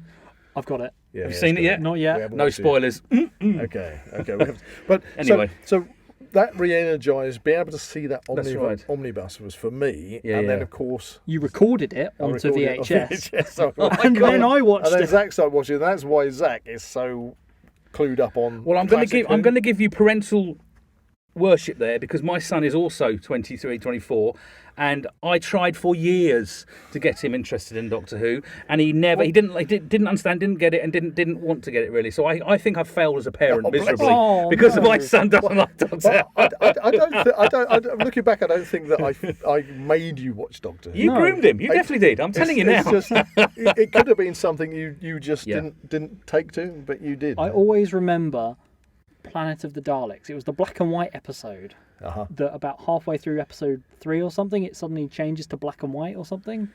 on the VHS. That was just really. That's what I remember. And and it's great. So there we are. Right, we're back on track now with our Superfans. So you're really enthusiastic with classic Who. You get to. But then, what do you do with it at that age? What do you do? I thought I've re-found Doctor Who as an adult. I'm like, okay, I could get some of these now, but how do you do it? I mean, in those days there was no internet. There's no ask Google, ask Siri about Doctor Who, and literally I was like, oh well, okay, so I'll just get a couple of videos. And because I was working in the video shop, I used to order them via the video shop. Right. We need it for the store, I'd say, and then I'd watch them first and then give them out. But that's how I did it. But so I'm just literally doing my own thing. Then, of course, the business I was working with was actually to do with a completely unrelated Doctor Who. It was a tour operator selling Africa, and Africa went into some troubles with selling the holidays, and the firm folded that I was with, and he also owned these. Is this in the 80s? By the no, not very end to the beginning of the 90s. Right. Okay. Because the boss also owned this chain of video shops called Hollywood Nights. So eventually, because that folded, I became the area manager for he had 4 or 5 shops. Okay. And I carried on with that for as long as possible. And then that went by the by. And then I was like, what do I do with myself? I don't know what to do. So then I thought, I'm all right with sort of selling things. So I got a job as a salesman. And as a salesman in those days, one of the duties is you'd have to go to a town or an area and you do something called canvassing, which means you knocked on every single business there, took a compliment, ask who is in charge of sales. And I was doing this in East London, in East Ham. And literally I was walking out of East Ham tube station to do this canvassing, and I looked up there, the Who shop. I was like, what? He said, the Who shop. I'm like, there's a Dalek in the window. What's going on here? And I was like, no, it can't be. That's just for Doctor Who. What do I do? I'm really cool and old now, so what do I do? Do I just walk past it? I'm like, no, I can't. I've got to go in. You've got to go in. Got to go in. So I went in, and I was like, oh my God, there's people like me in here. And they're I'm not old in here. There's people older than me, and there's people talking about Doctor Who in a very adult and very normal manner. Wow. So I found myself spending more time in East Ham canvassing, sitting in the Who shop every day. So you've suddenly gone from the single entity by yourself to suddenly finding this community. A community. And the lady that ran it was so nice, and she had a dog that was front of house, and I loved animals, and so it was so lovely to see a person that had a dog in their store, because unusual. That would have been very that's unusual. right. And with Dalek and with other things, and then they're like talking this, that, and the other. Oh, when we do conventions, I was like, what? What's a convention? Yeah, this is leading me on to. I was going to ask you, when did you start getting to do conventions? So she's like, well, conventions are when we go and we take the stuff in the Who shop, and we'll set up in a dealer's room, and there'll be a room full of dealers selling items. There'll be people that are involved in the show in either an acting or a creative way or a writing way. They'll have panels and things, and people can ask them questions. Mm-hmm. And then in those days, it wasn't so money orientated like it is now. You could literally go and get anything signed by people. You paid a single fee for a day or for a weekend, and everything was sort of included within that price. Right. It wasn't so money orientated as it is now. Yeah. And I was like, really? Oh yeah, and there might be some other people from other shows involved as well. They're not necessarily just Doctor Who. I was like, oh really? Okay. And she's like, yeah, and I also do signings in the shop, and Toby, you're a big lad, and you look good on the door, and it'd be good if you if you would help us. I was like, God, of course I'd help you. Not understanding it. For me, I'm still sort of, in inverted commas, fanboying out at that age. Completely awash with what's going on. Yeah, and then, of course, I'm introduced to the other side of fandom, is when I'm all of a sudden, I'm going to pick up guests. I'm transporting guests. I'm having conversations with guests, with writers, with people involved in the show and other shows on a different level. I'm like, I really enjoy this. This is fantastic. So we've now taken the step from being the fan looking in from the outside to actually like being on the inside. That's right. And I really enjoyed it. And the signings were some of them were very small and but really fun, because they talked to everyone all the time. It wasn't like in a big hall. It was literally maybe 100 people waiting to come to the shop. Do you remember your first con that you went to? I do for different reasons, but the first one I went to, I think I went to with the Who shop, was Panopticon, one of the very early Panopticons. Where's that? It was in the middle of London. I can't remember if it was Excel or it was before the Excel was there, because it's that old.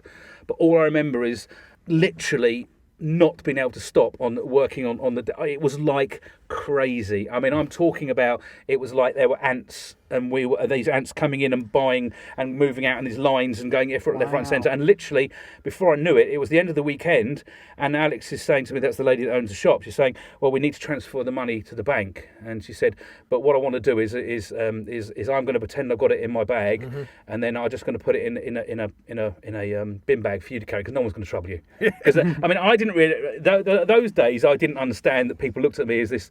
Oh my God, he's massive, I'm not going to trouble him. I didn't understand that. You know, being a big guy, you never think like that anyway. No, and I didn't know this was going to be the start of my security career either. Yeah. But so I said, okay, then what did we make? He said, well, come upstairs to her husband's room, and we'll count the money out. It was £25,000. Wow, and that was from the early 90s? Yes, yeah. And I'm like, okay, so I bundled that into a black bin bag and walked it like that through it to get out while she was looking, so she had all the money in there. And I felt so part of something on a different level. And then Doctor Who became much more than just a fandom. I was starting to become what they call into the Doctor Who family, because I started to then get to know... I was going to say, who was the first actual actor from Doctor Who that you met? Whether it would be one of the primary actors. I'm trying Doctor to remember. Who, or did you meet one of the companions? Because they had so many signings regularly in the shop, and there was a lot of conventions around this time. I'm trying to remember, but I know I did Tom and Colin and John very early on. Met all of them, but also from companions wise, I met Sophie so many times and became great friends with Sophie. Just jumping in there. Yeah. Okay, so when we're talking Tom, we're meaning Tom Baker for the listeners. Tom Baker, listeners from around the John world. Pertwee, and Colin Baker, and I think either Colin or John was first. I'm not sure, because memory, our age, it goes a little bit. Had a few knocks on the head in my career, so you forgive me if I've got it in the wrong order, but. And of course, speaking to these people and finding out, oh, they're just like me. They're just a person. Yeah. But they're, and then you're hearing the stories and you're getting to know them on a different level, and it's like, oh, this is brilliant. It's because you're hearing things outside of Who now. You're hearing about their life and what they've done and events, etc. And you're like, this is really it makes you feel, so family. And then Debbie Watling was another. Deborah Watling was another person that we met many times, and in fact, we went to see her at the theatre. We also went to see Sophie when she was in the theatre as well. It's just Sophie Aldridge. It's also Sophie Aldridge. Yeah, we saw her in her productions, and Deborah Watling, who of course her father was Jack Watling, and Deborah was Vicky. In those days. But of course I didn't know her as Vicky, because at this stage I hadn't seen the black and white ones. I just knew her as Deborah Watling, and she's really cool. I know. Often when we've been on set and you bump into, I'm standing next to another actor and you're chatting to them, and I have no idea that actually. Yeah. I mean that's the thing in our normal life, which some might say is a direct link to getting involved at that stage as to what I'm doing now. Yeah. We don't know who we're standing next to who we're going to be working with from one minute to the next. That's it. I mean, coming back to that kind of the subject of Superfan, when we've worked on EastEnders for years, supporting artists on that. So we're these days, we're on there, and you're on there with Danny Dyer or whoever, and you're spending the day on set, and you're saying hello and you're chatting, and everything is just normal because we're just normal. It's just work. It's just work, really, isn't it? Work, actor to actor, whatever. Yeah. But when you come out at the end of the day, there's always this concentrated group of fans outside with their autograph books, desperate to get that. And it's kind of that what makes somebody it's that perception of fandom, isn't it? Yeah, and that I was first introduced to by helping the Who Shop out. I started seeing fans, and I saw fans that were terribly excited to see people. I saw fans that were completely obsessively excited, and I saw fans that were literally, it was their entire life to have this moment in time. And then there was a very small proportion, which I learned early on about, where I think we will probably have to discuss this at some point, when it goes beyond that and becomes obsessive. And the way I'd sort of say it as nice as possible is, I remember when I was with Tom Baker at a convention, he was asked in his question and answer session, as this fan stood up and said, right, in episode 1, paragraph 3, subsection 4, you said, and I quote, and like Tom's looking at him saying, Well, of course, I don't remember any of that. You know, I mean, I did the job. I got paid. And then I'm seeing when I'm actually there doing sort of, I'm sitting with the artist while the queues are going past for signing the things.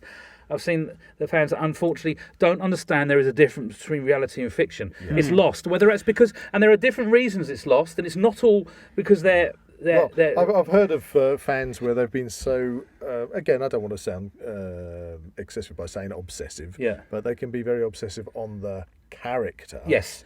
And don't sort of see the difference between the fact that the character is just a character portrayed by an actor. They step over that. The actor isn't the same as the character. To them, you're absolutely right. There is no difference, and they don't understand about personal space and about, there's a way of doing things. And it could be for different reasons. Well, it's probably best described when you look at a character that is disliked on screen. So if you looked at Game of Thrones... Well, now they're trolled, aren't they? Now you get trolled in this way on it. We didn't have social media. No, we didn't. These days, I mean, if you think of Game of Thrones, what's just literally sprung to mind, and you had Joffrey, the character, the young lad who played Joffrey, which was an absolutely vile character. And the amount of hate. For me, that just says he's a great actor. Yeah, do you know what I mean? You are so spot on. Yeah, he did his job perfectly well to do that. But it's just such a shame that outside of that, the actors then walking down the street can have that reaction from the general public because they can't acting is their only frame of reference. It's funny, isn't it? It is, and again, I've been very blessed in my relationship or my timeline with Doctor Who, and of course when Doctor Who was cancelled, that was really a sort of final for most of us. We never assumed it would come back. Never assumed it would come back. And of course especially there was not after the Doctor Who Save Me Doctor Who record. Doctor in Distress. That's Doctor in Distress, that's it. But I mean, it's such a thing. I sold 99% of my... If you haven't listened to Doctor in Distress, look it up on YouTube. It's a real treat. So because of that, I was like, well, that's it. What's the point of me collecting anything anymore if it's never going to be back? So I literally, at that stage of my life, I sold most of my collection, 99% of it. But then all of a sudden, because there was nobody else that was doing anything because the BBC had cancelled it, because I was working in and around the Who. I wasn't worked in the Who shop, as in staff or anything. I just basically used to end up helping her out on events and signings, and again, it was just because I wanted to do it in those days. But you get, all of a sudden, I'm there with Nick Briggs and people like this that were just the same as everyone else, that were just sort of fans at that stage. And there was a guy called Bill Baggs who was like the first, if you like, fan spin-off. Right. He got in line with BBC Nottingham, and he produced this thing called the Stranger series, and it featured Colin Baker and Nicola Bryant as sort of the main cast, but it featured everybody like Sophie Aldred and loads of other people in this. This was fan-based film, yeah. But it was fan-made, but it was something to do with BBC Nottingham, right? So because because the early filming was up in Nottingham, and I did a couple of the small films, but then he did a big film called The Air Zone Solution, which actually featured... Okay, who was in that then? It featured Colin Baker, John Pertwee, Peter Davison, I think Sophie Aldred, I can't remember, but Nicola Bryant, but then Alan Cummings was in it as the lead sort of baddie. And so were they playing their Doctor Who characters? They weren't allowed to call it Doctor Who. That's what I was going but everyone knew it was Doctor Who. But it wasn't. It was called The Stranger. Right. So when they were performing on screen, they weren't wearing Doctor Who costumes, but they were literally investigating an Air Zone Solution. I don't want to give anyone spoilers. I haven't seen it. It is one of the ones that actually eventually worked its way onto DVD, and it's actually quite a good storyline because it's all about sort of. Do you remember the run time on it? No, it's a fair old run time. Is it movie length? Yeah, movie length, and it was all about sort of problems with air quality and breathing, and the government was developing gills on some test subjects. Right. So it's very much quite relevant now. Yes, but so it's really interesting, and actually. I was, literally, I was just one of the many extras. So you were in the right place at the right time. Well, I had to drive to get to the right place at the right time because it was filmed in Nottingham. But you actually worked as an essay on that. I worked as an essay on that in one of the scenes and thoroughly enjoyed myself on that. And then that subsequently led to me to being involved in an early Keith Barnfather project called Downtime. Keith Barnfather runs Real Time. Real Time, yes, and he did this film called Downtime, which featured the Yetis, and it featured the Brigadier, who we all love. Nicholas, he was just an amazing chap, and Jack Watling and Debbie Watling are in it. Chris Barry, I think, directed it. I believe, I can't remember. I'm going back to '94 now, guys.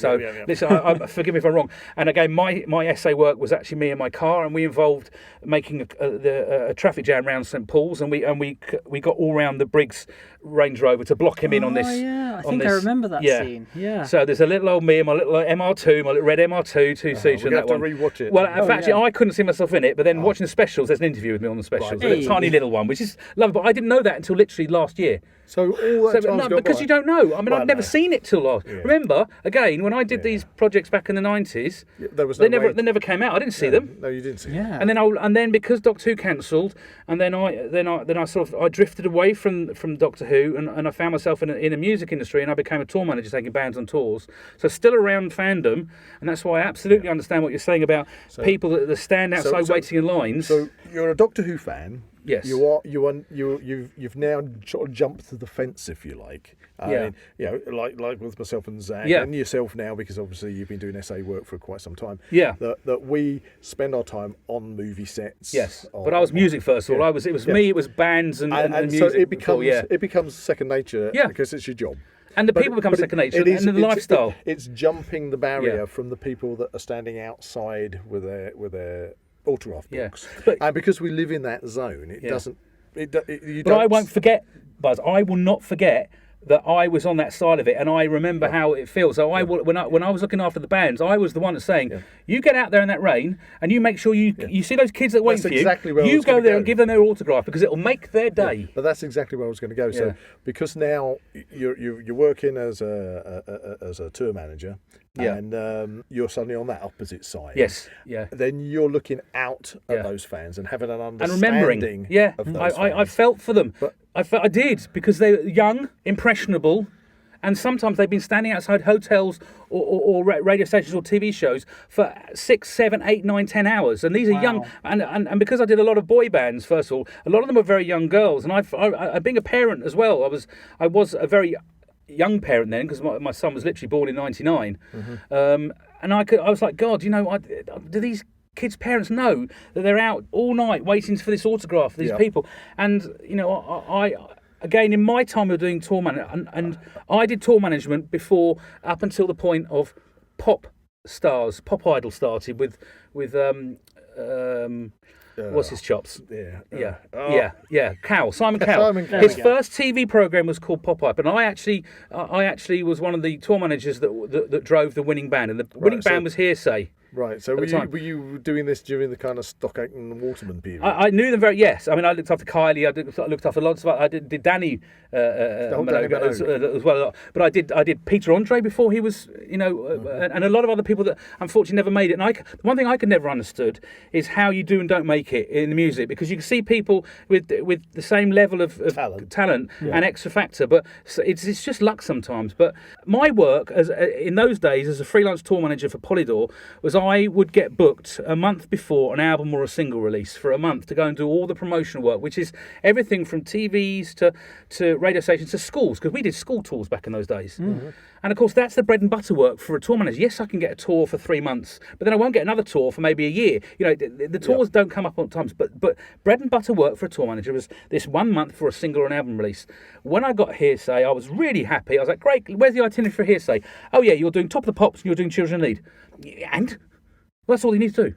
And I soon realised that because they'd done their promotional work on the show, the promotional work didn't have to happen anywhere else. So overnight, my style of tour management, my industry, died. Oh, right. It literally died because there was all us freelance tour managers. Because you imagine there'll be a record company that have 5 acts, and they want the 5 acts to go to the same gig. But as a single person, you can only drive one of them. Yep. So we were very much freelance, but very much you had to have a lot of us to bring everybody. Mm-hmm. So it was a camaraderie, and for a time I lived with the band 5 on a ranch in Edgwarebury at the beginning of the M1, right? And with a mentor that taught me everything I knew in the business. And sadly, he got killed driving Girls Aloud. He dropped them off at Christmas and then crashed and sadly was wiped out. And when I went to his funeral, I took up there was a lot of famous people because we drove everybody, and it wasn't about the stars, but the paparazzis were everywhere, and they were taking pictures, and I got really angsty and angry about it all, and then decided, because of what's happened also with the industry, I decided to hang up my car keys. So within that period, you must have, as you briefly mentioned about asking people to go out and sign autographs, for their fans, because their fans are. I had to do it myself, Buzz. Yeah. There were people in the bands, the fans. They'd have a fan of everybody. As a tour manager, I'd have my own group of fans out there, which was crazy, but it was lovely. But it was crazy. I'm like, why do you want my autograph? Oh, because you look after them all. You're really important. I'm like, this world is incredible. Right. So this is it. We've gone back to this point of trying to understand. This further, and of course I signed them for the kids because they're kids. So did you? Can you have any insight in what do you think was driving that fandom in those people? Because you did mention it is. I mean, for somebody to queue up for hours, and for other people, you did mention on the more adult side of it that some people were offering services. Yes, I mean, all I would say is, you get a group of people, and I say I did drive girl groups. I did a lot of girl groups, but when I first started, I was doing boy bands. There was like 99% of the fans were girls, and girls become pack animals. And I'm telling you, they become very, very, very, very nasty if they want to, and very, very desperate. Right. And they're all competing with each other to get something that the other one can't get. And it got to a stage where you literally have people saying, get us in and we'll let you do that. And I'm like, this is crazy. This is not right. That is not my idea of fandom. That's somebody's daughter there. Absolutely. I'm not always a daughter. It could be someone's mum. Could be someone's sister or anything. Right. Just it's the pack animal thing. And literally, I've also on the other side of it. When I've walked the bands through people, I've been spat at, scratched, had my clothes ripped, and stuff as well. And I also had to use a nickname because I used to get followed home in my car as well by both fans and by the paparazzi as well. I was going to say, if there is a silver lining to that negative side of things, at least you weren't in a position of having to deal with social media at that time. One, we didn't, but also when I had, so obviously you have conversations with the people you're driving, because as a tour manager in the UK, I drove as well. I didn't drive abroad, but I drove in the UK. So you'd have hours in band. Well, I'd pick up a band I've never met before. And sometimes they'd be very, very young. So I remember when I looked after Fierce, they were like 16, 15 and 14. Anyway, I had to go and meet their parents first, which is the right thing to do. And I'm literally meeting their parents. I got on very well with the parents. And then I'm in a car driving them up to Liverpool. Never spent time with these people. I've got to take them on a tour for a week. These young. So there's a lot of responsibility for someone that has honour and integrity. And it's also, as a freelance tour manager, you are your own, flag. Anyone that works for you will not do it as well as you. And reputation is absolutely everything in an industry like that. And it was just mad sometimes that I then started looking after really big. I remember on the same day I looked after S Club 7 and Sting in the same day. I went to Pure Manufactured Pop to Pure Class in one day, and I was speaking to Sting and his wife when I was driving them to a recording session, and he said, "You know what?" He said, you might not know it, but you guys are the lucky ones. I was like, how's that? He said, because you can go home and be yourself. Right. We can never go out and be ourselves. And I'm like, that's a fair point. It's a fair point, but it is also it's a price of fame, they call it. But I mean, when I've seen what it means, it is a double-edged sword. So have you had, with any of your experiences at this stage in your career and in your life, any fans which have gone too far that you've had to deal with? Yeah, many times. Right. Many times. And also I've had artists that are that think they are better and don't have to do that kind of thing. Right. And I have to, because again, as a tour manager, you are responsible for everything on that tour. You're the last person to go to sleep and you're the first person to get up. You have to make sure that band are completely ready to do live TV. They have to have hair, makeup, and they have to look right and say the right thing. If they don't, it's your fault. Right. So you literally have to father these. Yeah. I was a father, uncle, shoulders shine, shoulders to cry, whatever you like. It's not a joke. It wasn't you got a cushy job. I loved it. Don't get me wrong, because my nature is to look after people. Yeah. That's how I feel I've always been. But it was hard, and people, when I tried to expand and get other people to help me, they always let me down because they're not you and they don't go to that level you do. But yeah, both sides go too far, and it's not nice to see. And I don't really want to No, that's fine. Because obviously I have Yeah. many things which I'll never tell anybody, and I wouldn't ever. That's yeah, but yes, things go too far on both sides. And both sides. Okay, we're going to stick with the fan side of it. So I had that. Yeah. So you've been tour managing, and then it got to a point where obviously you just said you kind of like the whole industry changed. Yeah, it changed. So what do? I don't know. So I fall into security.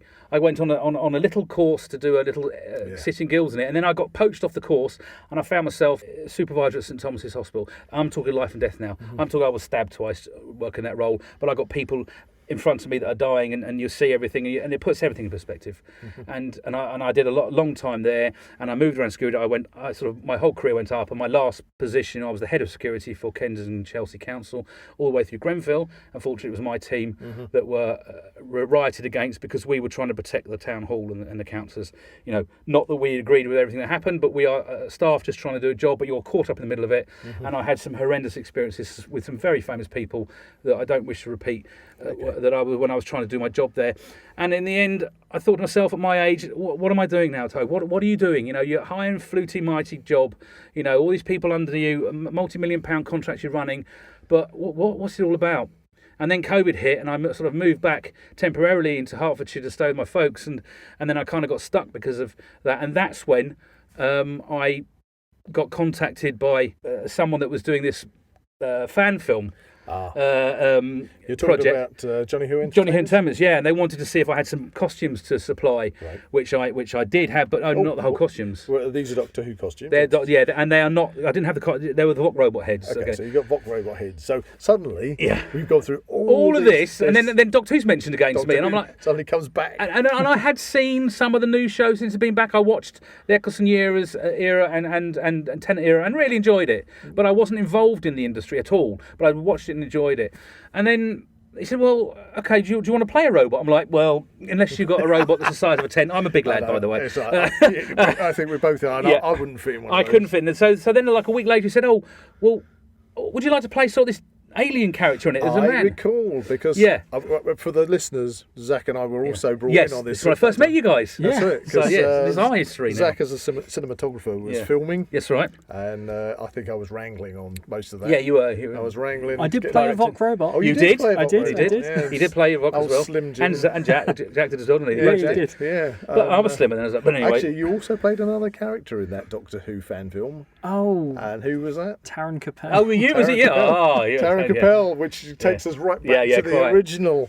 But I said to myself, yeah, I'd like to do that. I had no expectations at all. I hadn't done anything apart from these two short things. I'd done Panto for 7 years when I was in the hospital. But Panto is different from doing anything else because you can make mistakes and it's a laugh. But I was talking to Brian Croucher, name dropping. Brian Croucher about Pantos, and he said, again, they've changed. So I know, they were brilliant back in the day. But back in the day, Panto was such a British tradition. But it was so good. It made you feel so good doing it as well. And it's so tongue-in-cheek with those kind of double entendres. I know. And now it's all, the whole thing's changed. But so I thought, okay, let's see it. And he said, oh, I've got this character I want you to play. And so I turned up there and I was a bit sort of, I didn't really know anybody. I didn't know how it'd work, and I just did my stuff. And then everyone said, I hope you're really good. Oh, you're really good at that. I'm like, what? Really? Yes, I remember your costume. Yeah, that was not very good. No, it was cool. With Christmas decorations. It was classic Doctor Who. Yeah, but the thing is, I also really enjoyed it, and it was a long day, but I really enjoyed it. I thought I really loved doing this. The thing with Johnny Who Entertainments, if anybody out there comes across that, there's a YouTube channel, I believe. But that was the thing. It's a lot of fans that have come together to do that. It's non-profit. It's not for money. We don't ever get paid. No, but it's all that common interest, and everybody's become this big family. And it was. And it's all because Doctor Who has kind of brought. It's all because Doctor, and we're all different ages as well. And it doesn't matter how old you are or how young you are there, because we're all there just having a laugh, and it's not work for us. It's fun. It's fun. It's fun because we are having fun. That's it. And I've said this many times when we've worked on big blockbuster movies and TV series and things, and it's serious, and we're getting paid for that. That's right. And then when you're doing something like a fan film, that's right. It's it's just fun. Yeah. It's fun, and and also I understood that have words and I can have ad lib and it's funny, and I didn't know that. I didn't know that I could think. You don't know. You can never think off your head and say something which is everyone's like cracking up laughing, and I find that really enjoyable to make people completely lose the plot with an ad lib or something, or I mean, my favourite one I ever did was in the one that's just come out actually. Which one's that? The one where I think you guys are probably Federation guards. The Athena on with the Cybermen. Oh, Federation Rebel Yeah, Alliance. because we get sort of ambushed and Jed. Jed Basco. He's our leader, and he's like, right, go on. Yes, he's from UNIT. Yeah. Well, me and him were both from UNIT. Oh, I was a quartermaster, but we join the alliance because we get trapped on Telos there. We get left behind, and he's like, no, quick, go down there and hide. If you listen to this and you're a well-schooled Doctor Who fan, and you're suddenly listening to us talking about Telos and Cybermen and the Federation, have another drink and sit down. Trust me, it kind of works. It did work. And with me and Zach, we're generally getting killed all the time. Oh, very much That's our so, job. Yeah. But I thought we were going to get killed, and Jed's like, "Don't panic, everyone." I said, "Don't panic. I'm up a bloody tree. What do you expect?" Oh no! But that was great fun. But it's nice to be able to do. I say in our normal job, you don't deviate from anywhere out of what you're told to do, because we are very much sheep. Yes, it. In our normal day of life. Glorified meat props. Meat props for the costumes. Yes, quite. Because we do just a quick explanation. We do stuff from basically being the close-up essays. Because I mean, in House of the Dragon, you were loafing around most of the time as a noble. Oh yeah, you got a load of airplay. You did with Matt Smith. Yep. Yeah. Whereas I was in the Red. In the dirt. I was in the Red Keep. I'm a smithy, blacksmith in the corner. Which, in fact, last night's episode, I could hear me going clang, clang, clang, but couldn't see me. Yeah. But the then, last thing I did, I was given the plague. The last thing I did, and I'm a plague, then a zombie, and it's that's brilliant. Over the years, I just love it. We've done a lot of special action work where we literally work with the stunt teams and do all sorts from medieval to modern day, military roles and etc. And again, on these shoots, Buzz, you know as much as I do. If you're doing a shoot in London and it's something like a Marvel or like, you've got fans. We come back to fans again. There's fans watching you. They stop and watch what you're filming, especially if it's a stunt scene. Like I've just done the Craven the Hunter, and literally we had. We were in London Wall, and every single sort of window with people out clicking and taking pictures. I mean, you can't do anything in secret anymore. No. But in London, well, I remember being down at Long Cross Studios and down there when I worked on the first Guardians of the Galaxy movie, and we were in crowd holding, so where everybody is. It was the kiln scenes where we were in the prison. Oh yeah. And so we've got a big mix of us as aliens, etc. And before we moved from one soundstage to the actual stage where the kiln set was, everybody had to put like covers over so they couldn't see what you look like. Helicopters or people up in trees. I mean, that's a lot of cost of movies now. Is trying to make sure people don't see it. Don't get any leaks. But we diversify. Well, we have diversified. I'm sorry about this. So it's great. Just we're good friends and we like having a chat. So Doctor Who, Superfans. Yeah. So you started to meet the actual actors playing Doctor Who. Tell us about what they were like. They were. I mean, you're very early on. You realise they're just people. What's the big deal? And there's a saying that says you never want to meet your hero, so to speak, because that mystique kind of. Yeah, but sometimes that does work. Because some people aren't nice, but that's never happened to me. Yeah. I haven't met anybody. I've had difficult people I've worked with. That are difficult for many reasons, especially as a tour manager. And in fact, I did a lot of. I worked for a company called Music and Arts, and we did all the shows in London. I was, dressed in your tuxedo, and you do all the things like I did Shirley Bassey in the Festival Hall, and she was a very, very hard, demanding person. I've done Elton John at his Lion King premiere party, and he was a taskmaster because he wanted everything right for it. But you understand. But of course I understand that. Yeah. But, and then I got. Because I did this, I got picked to go on the big breakfast because the Mum of the Week back in this particular year wanted to be a bodyguard, so they brought me in to talk about being a bodyguard And they interviewed me, and it was Keith Chegwin and Zoe Ball were on it when I did it. And it's live. So you picked up at like 4 a.m. and you go to this house. I think it was in East London back in the day. And they go through, right, we're going to ask you these questions. And literally, when it goes live, they ask you none of the questions they asked you before. It's complete, and they put it on you. But he said, and I didn't know they were going to do this. They're like, oh, well, you need to show your skills, Toby. So I need to put someone out here that you're going to protect. And I'm going to be the sad fan, Keith Chegwin. So I'm like, well, who are you going to bring out? They brought out Frank Bruno. I was like, anyway, so he does it. I stand in front of Frank as his bodyguard, and he comes running. He does a star jump at me. So I just went like that, put my hands down, he went, Boing, and slid all the way down. Slid off. And it's like, oh, it's not bad, Toe. So then the mum of the week, who's literally about 4 foot, she says, right, you do that now. And as Keith Chegwin ran at her, she went like that, but then she went like that, boop, and poked his eyes. And of course, he's on the floor like that. I'm laughing. Frank Bruce going, laughing. It's completely live. Mayhem and chaos. Yeah, and so from that, I got from that asked. point onwards, Cheggers never did play. I then got asked to do with Mark Little, who was a presenter. I then looked after him at some other shows, and we did some sketches with the boss of music and arts, who was the Yorkie man originally, Jerry Judge, who was also just embroiled in all the Johnny Depp and Amber Heard, because he was his. Until he passed away, he was Johnny Depp's bodyguard. Right. Okay. And Jerry Judge was again taught me so much early on in my career. A lovely man, and again he was also the Yorkie Bar man in the 70s. he was that model that did the Yorkie Bar.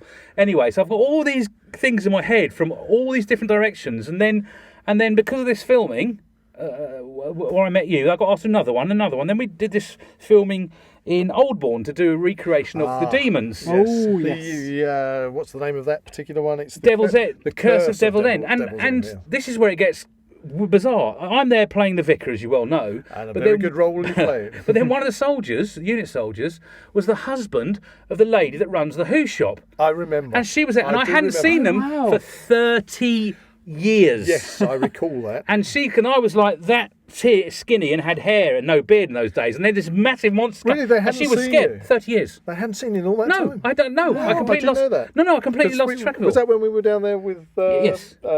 John Levine? Yes. Yes. And so once she got over the initial shock, she thought I was going to kill her. This big, lumbering thing coming over to her. And she's like, oh my God. In his cassock. So she said, look, I've got the shop's changed. I've got a new one now. You must come to it. So I said, yeah, I will. And then didn't, and then didn't, and then didn't. And then just before COVID, I thought to myself, let's just go down and have a look at the shop. So I drove to her new premises down there. Honestly, at this present moment in time in this episode, give them a plug. It's fine. Yeah. So where is this shop? It's the Who shop. We're yet to go there. And they're in Upton Park on the Barking Road. What can a serious Who fan expect? Well, apart from the shop, obviously, where they've got stuff from all time.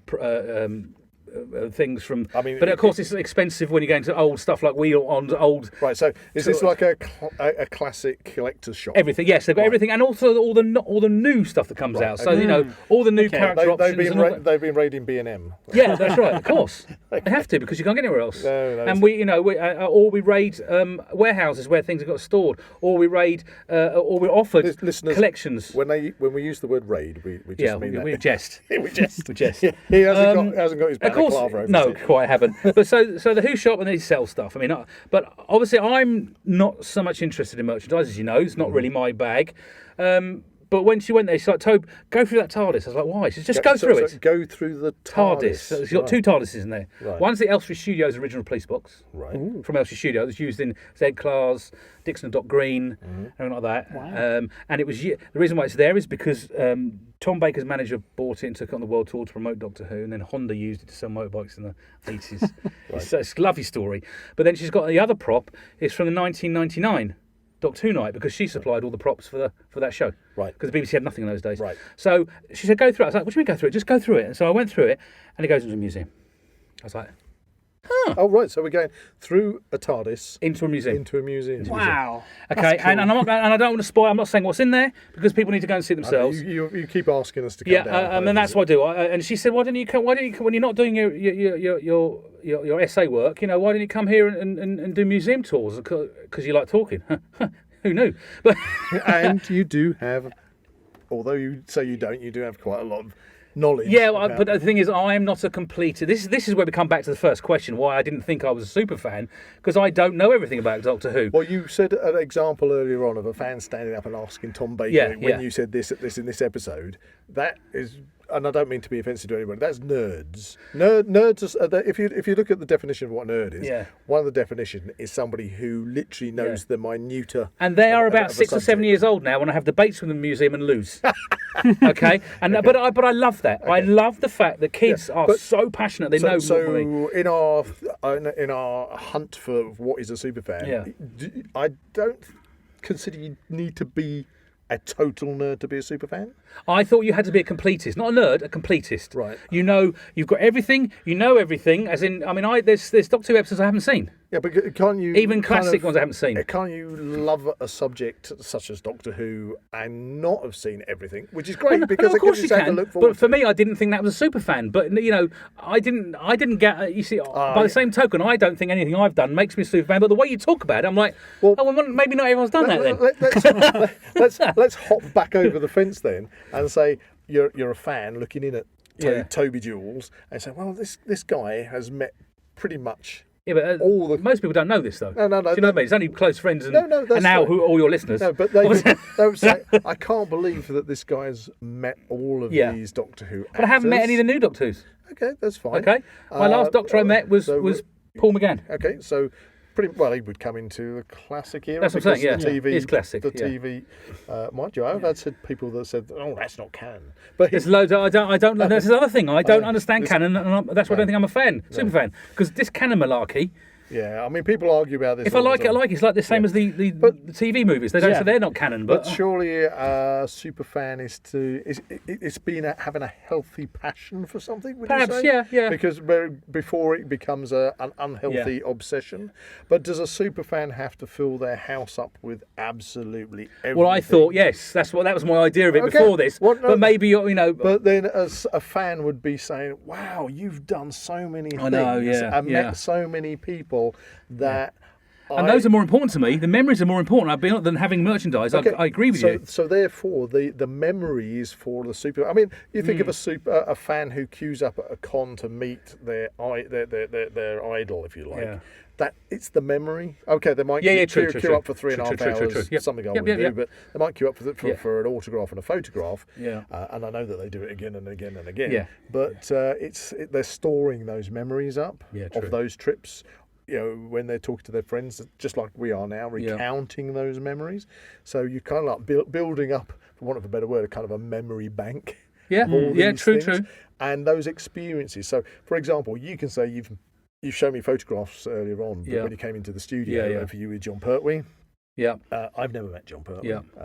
Bless him, I'm never going to meet John Pertway because he's passed away. So, fans was, oh, well, Toby's notched that memory up. You I sold Verity Lambert a pager as well. Yeah, you completely randomly. You sold her a pager. Yeah, I sold her. Not recently, I think. No, obviously when I was selling, I was selling pages at one stage, and this lady came in. This is why I'm not a super fan. I didn't know who she was. Oh. A lady came into the head office, and I was the only salesman in that day. They said, would you go and this lady downstairs wants a pager? I said, yeah, I'll deal with her. Lovely old lady. And I would chatting away.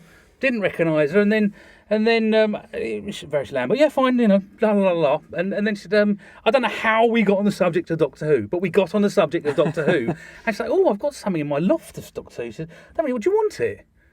I said, oh, well, mine, that's all right. She said, I'll go and get it. Wow.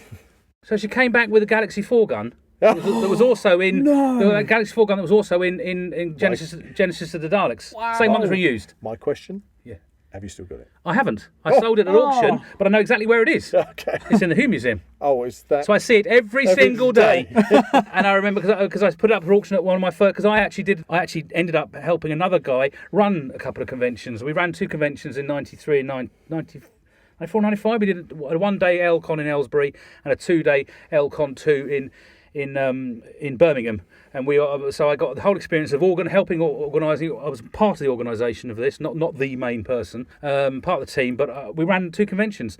And in the Birmingham one, I sat and was interviewed by BBC Midlands with me and the other guy Alex, who were running it. We sat in the Whomobile for our interview. Oh, that's and I can't find that footage anywhere now. Again, that's the silver for the that's John Pertwee's awesome-looking monstrosity car, which I loved as a kid, of course. I mean, which oh gosh, you're gonna have to remind me. Which episode was it where it's literally the whole episode is a chase? I know. That's all of the episodes, isn't it? It's Planet of the Spiders. Planet It's of the episode 2. It's episode 2, and it's literally the whole thing is an action chase all the way through. Yeah. That's where I remember that car. Because he was stuck on Earth, wasn't he? He couldn't get away from Earth. It took off, didn't it? And it did take off, yeah. But it didn't take off when we had our interview. And it didn't. It wasn't running when we were. Or was it running? I can't remember now. Whatever happened to it? Well, I don't know. I mean, I'm going back to '95 now. So you don't know where the car is? I don't. Again, I lost everything to do with Doctor Who. When I left, I don't know. No. I mean, being that you're in the museum. All I know is that John Pertwee gave it to a fan.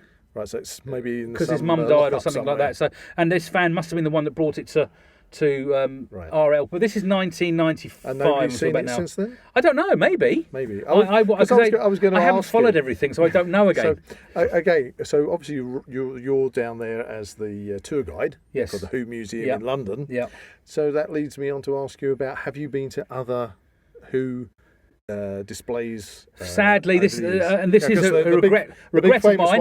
I didn't go to Longleat. I didn't go to Daypole. I didn't go to Cardiff, and I didn't go to Blackpool. And I didn't see the Ultimate Adventure either. And all of those things I regret now as an adult, but I thought I was far too cool to do those at that age when I could have gone to them. And again, that's another reason why I don't think that Superfan would have probably done all those and have all the experiences of those. Well, when Zak, I mean, I've got photographs of you sitting in Bessie. Oh yeah, up at Llangollen at Dapple. That's Dapole, yeah. Dapple. How old was I then? Oh, you were running around, so you must have been about 4, 5. Yeah, about 5. And they had a day where the Daleks were out zooming around. Yeah. And Cybermen walking. Do you remember it? But that was when we took him in. And we didn't know. We just randomly said, let's take Zak. Because again, it wasn't like you had internet or anything. No, I don't. No, we probably didn't even have a computer when you were that age. But we heard about the museum, so we went there completely on the off, and then we had no idea that Colin Baker was there. Oh, he was actually there that day. He was there. Yeah. And so when we've got the tickets to go in, and we were really pleased because all these Daleks was kind of out and about and doing stuff. To us, it was like we didn't know that this was anything special.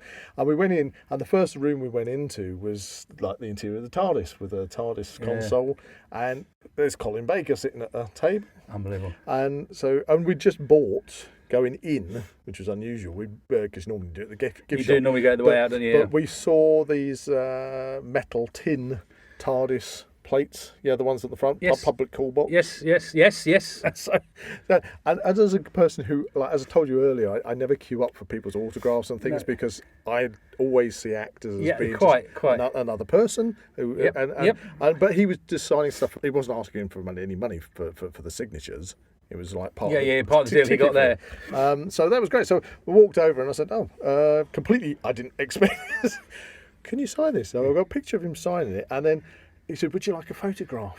Oh, he was a real nice chap. Yeah, he is nice. So I took Zak round there, and there's me and Zak is bawling his eyes out at this point. And he's covered his face up and he's refusing to show himself. And he's like, no. Turns out Zak thought we were giving him away. I had no idea what was happening. He thought we'd taken him to the museum and we were giving him to Doctor Who. I took the one. And he's like, I don't want to go. Doctor Who reference there. Yeah. the one experience I did go to was the one was the one at Olympia.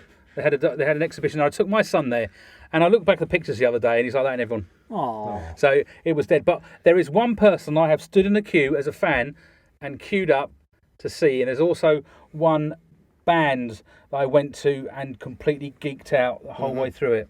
So the person I queued up to get a book signed was Adamant. Oh yes. Let's go right round the block on my own. I did that because Zak understands. I often listen to Adamant music, don't I? Yeah. Although I have a terrible story about that when I was a teenager. I was going out with this young lady at the time, and she was really into Adamant. What did you do? Well, at the time, I was a biker. Oh, okay. Yeah, so I'm in my leathers and studs and all this. If you could imagine almost Vivian from The Young Ones. Yes, that was me. You know, and this flat top haircut, studs everywhere, and she was for a birthday. she really, really wanted Prince Charming, the album. Okay. And I had to go into the record shop and ask, can I buy Prince? And I've never felt so embarrassed in my life to be standing there asking for Prince Charming by Adams and the Ants. Well, here's a funny connection. The lady that runs the Doctor Who shop, she was an essay on that video. She was one of the dancers on that video. Oh, brilliant! And she's also in Return of the Jedi. Was it Prince Charming that had Diana Dawes? Yes, it was. Yes, it was. Yeah.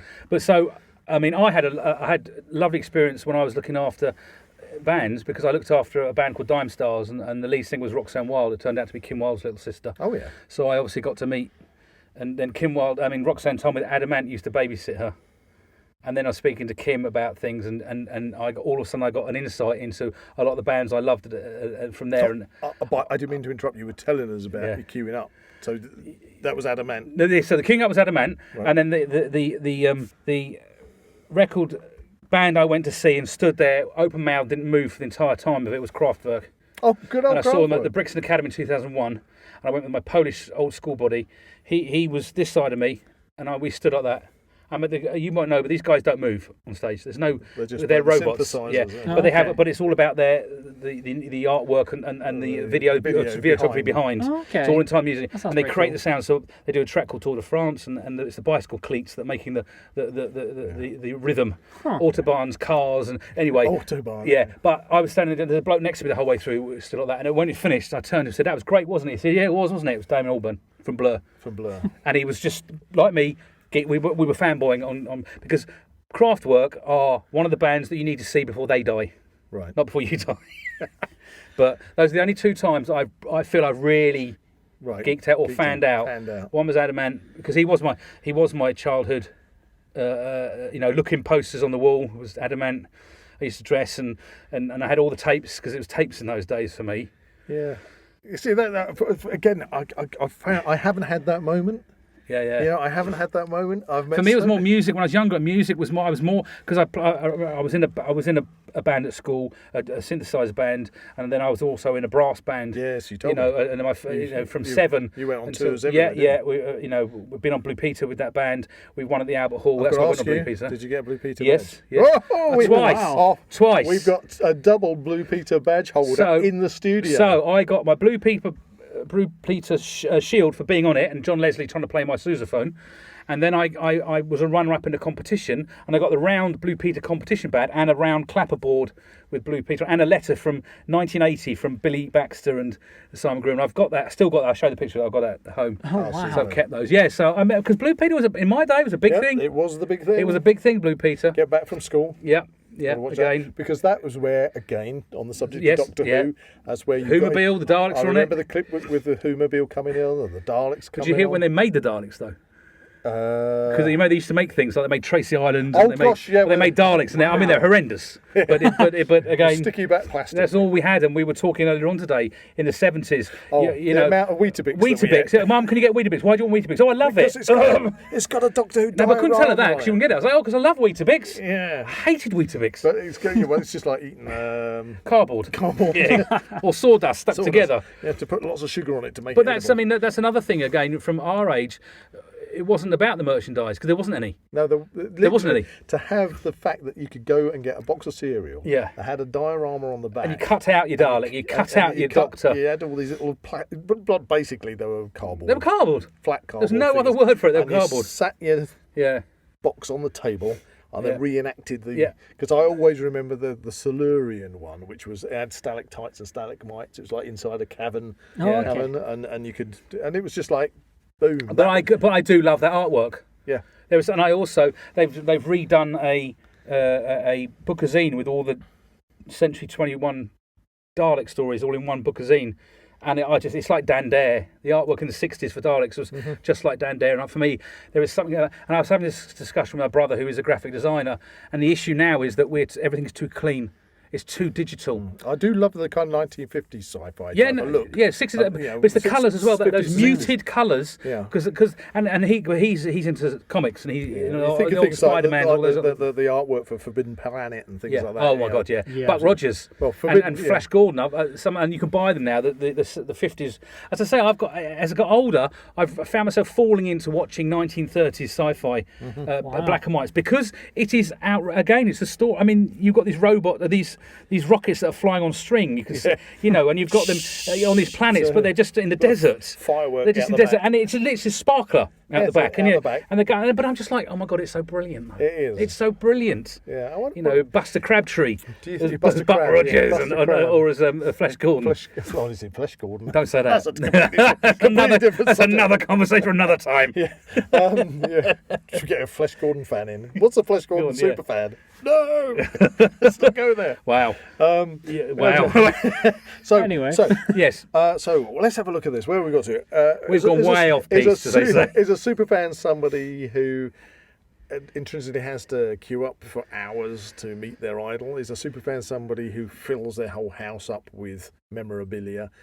Or I think that we can say that superfans can either hold or on, is can't we? a superfan Just somebody who's who's passionate got about it. such a passion about it and has had so many fantastic experiences? Yeah. Because again, a fan looking at you, Toby, and that's why we Yeah. asked you to come in, Yeah. would be saying, well, this guy actually works in the Who Yeah. museum. Yeah. This guy, other things have come into mind.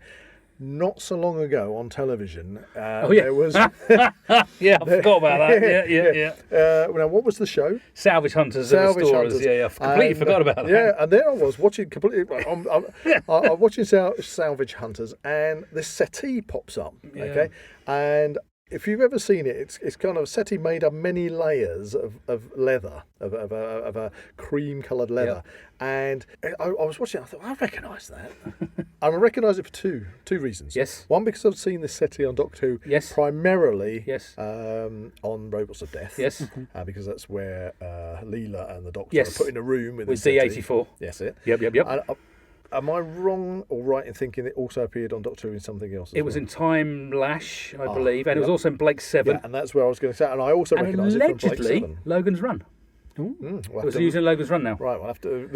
I can't quantify that. That's the That's film, not the series. Yeah. The film. Okay, so The film, and I was told that by the researchers when they came. So there I was watching the programme, and up pops this settee, and it's like, oh wow! I know that.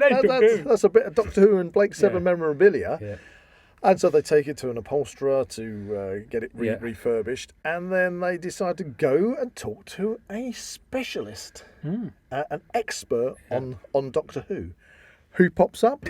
Toby! Yes, I did. Yes, I did. So suddenly, I'm not a super fan. It's the Doctor Who expert on this TV. Yeah, but it's show. only that thing because I love that one episode, but also I'm sadly, and this also relates to my irritation with the House of Dragon, is that was filmed way over a year ago. When I was on heavy pencil and I had to groom my hair and my beard, and I look like I can't tell you how bad I look on it, and then I get released from the House of Bloody Dragon, and I don't get. So this time you're featured on there, and you look like you've just been pulled from the hedge backwards. Yes, or I'm a vagrant. You know. No, you're not a vagrant. You're a Doctor Who. Yeah, well there you go. Specialist. Yeah. I love it. That's brilliant. So looking from the outside. Yeah, no, okay. It's a fair cop, Gov. I think I've been rumbled. So I mean, as a Doctor Who fan, which you are, I think it's fair to say that you are up there. You don't consider yourself a super fan, and we're on that journey to find out what that super fan is. So let's to sum up what we've learnt in this episode. I don't think that you have to fill your house up with every single thing under the sun to say that you're a super fan, but I think it's about passion and about experience as well. Yeah. Because I would imagine that somebody who say fills their house up with everything Doctor Who, because they love Doctor Who, they've watched Doctor Who, they've read Doctor Who, listened to Doctor Who, all the Big Finish Doctor Who, maybe gone to Comic-Cons and queued up for 3 hours for a 60-second signature and a photograph, but they actually haven't had really meaningful interactions. I understand. Yeah. Do you see what I mean? Yeah. So anybody could do that. And I went away and came back as well. That's the other thing. I mean, I had 30 years out of Doctor Who world. 30 years. 30 years out. Out of it as well when I was doing other I things. thought you were 21. Damn, I've done my calculations wrong. Damn. So is it that you fill your house up and everything, or is it also partly about the experiences? And I would say that, Toby, you probably count yourself really lucky, the experiences that absolutely. you've been blessed with having. Absolutely. You know, because it sounds to me most of them were never planned. No, they've all come, have sort of fallen in your lap. Yeah. I would resemble that remark quite a lot. I've just fallen in your lap. Yeah. Oh, that's fantastic. Yeah. Well, I think for our first episode on our journey of super fandom, I think we had an enjoyable journey. We've heard some stories. Yeah. Yeah, and this brings us to a part of the show which we call our 6 quickfire questions. Right. Now, this is where we have 6 questions to ask you. Putting you on this the spot wasn't here, in the script. Putting you on the spot here, Toby. Yeah. Are you happy to go ahead with the 6 quickfire questions? That gun Zach's pointed at me means, of course, I'm happy. I thought you were just pleased to meet him. No. It's too small in here. Come on. Well, it's getting a bit tight. Yeah. Easy. Right. Okay. Are you ready for this? Yes. Question 1. Yes. What has been your favourite Doctor Who story ever? Well, that is very, very, very easy for me, and that's the Robots of Death. Before I move on to the next question, can you tell us, as a Doctor Who fan, why? Yeah, because it's the story that linked me from a child to an adult. It's the first one I saw as an adult that I remembered as a child, but I remembered it incorrectly. So I watched it as a child and loved it, but thought they were Cybermen. Watched it as an adult and saw they were Voc robots, complete individual.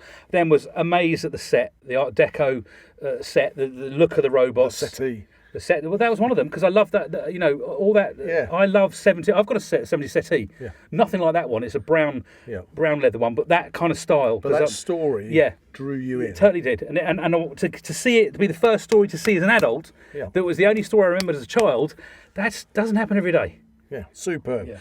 Question 2. Yes. What's your most memorable moment as a Doctor Who fan? I don't think I've had it yet. Okay. Because I've got. I mean, every time I did something, that would have been my most memorable time. And then I did something else on it, and now it's horrible to think because you've done so many. Is there anything that suddenly go?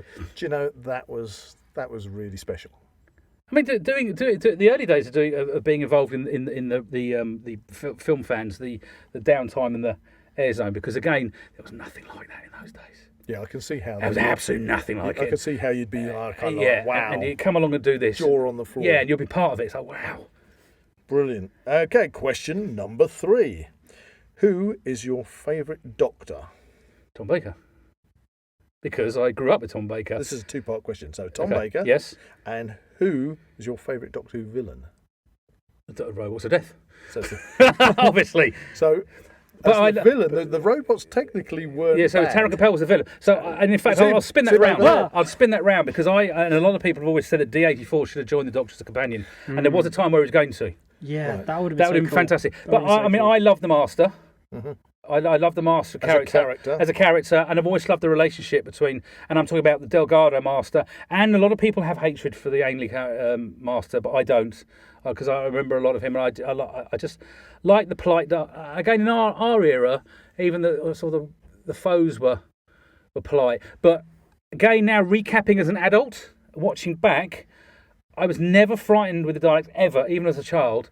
But having watched the early episodes of the Cybermen, like the 10th Planet now, I think they will be far more frightening. They're very creepy, aren't they? they? And I think that's and also the technology of creating the voices and stuff would have been. I think when it comes to the Daleks, for me, is again I'm going to sidetrack a little bit, but again, looking at Doctor Who and the sets, looking at Blake 7 as well, because I love Blake 7. And you looked at the sets where they've used things like toothpaste tubes. I know. And things. But those are brilliant things. Yeah, and of course the technology at the time meant that all the displays had to be. Well, we like wobbly sets and quarries, didn't we? We were happy with those. They all had to be. They all had to be the CRT TVs. Yeah. And usually with like a ping pong game on it. Yeah. But my imagination took me to this is the far future. Yeah, exactly. It did. But it didn't look like you look at it now, Yeah. and people would say, "Well, that's kind of really retro," but it wasn't. It was. Well, no, it wasn't. You had to imagine touch And screen. we touched it when we were looking at the 1930s idea of the future. In these ones, we've seen what their idea of the future was. So it's all relative. And you see these kind of things, and you think, "Wow, this is fantastical." But when it comes to the villains, I actually really quite liked Derek Jacobi's. You see, that's why I don't know anything. I haven't watched never any. seen Derek I haven't Jacobi? really watched any of the modern ones that I Right. remember. I watched Eccleston and I watched Tennant at the time. Right. It's Probably because again, Zak was Yeah, you would have done. Yeah, fell into Yeah, watching exactly. classic Who. exactly. Just I as New Who. if I wanna did call it, like came out. the Swarm. I loved that. I thought that was a brilliant character, and I did also like the Sontarans being in the Crimean War. No spoilers.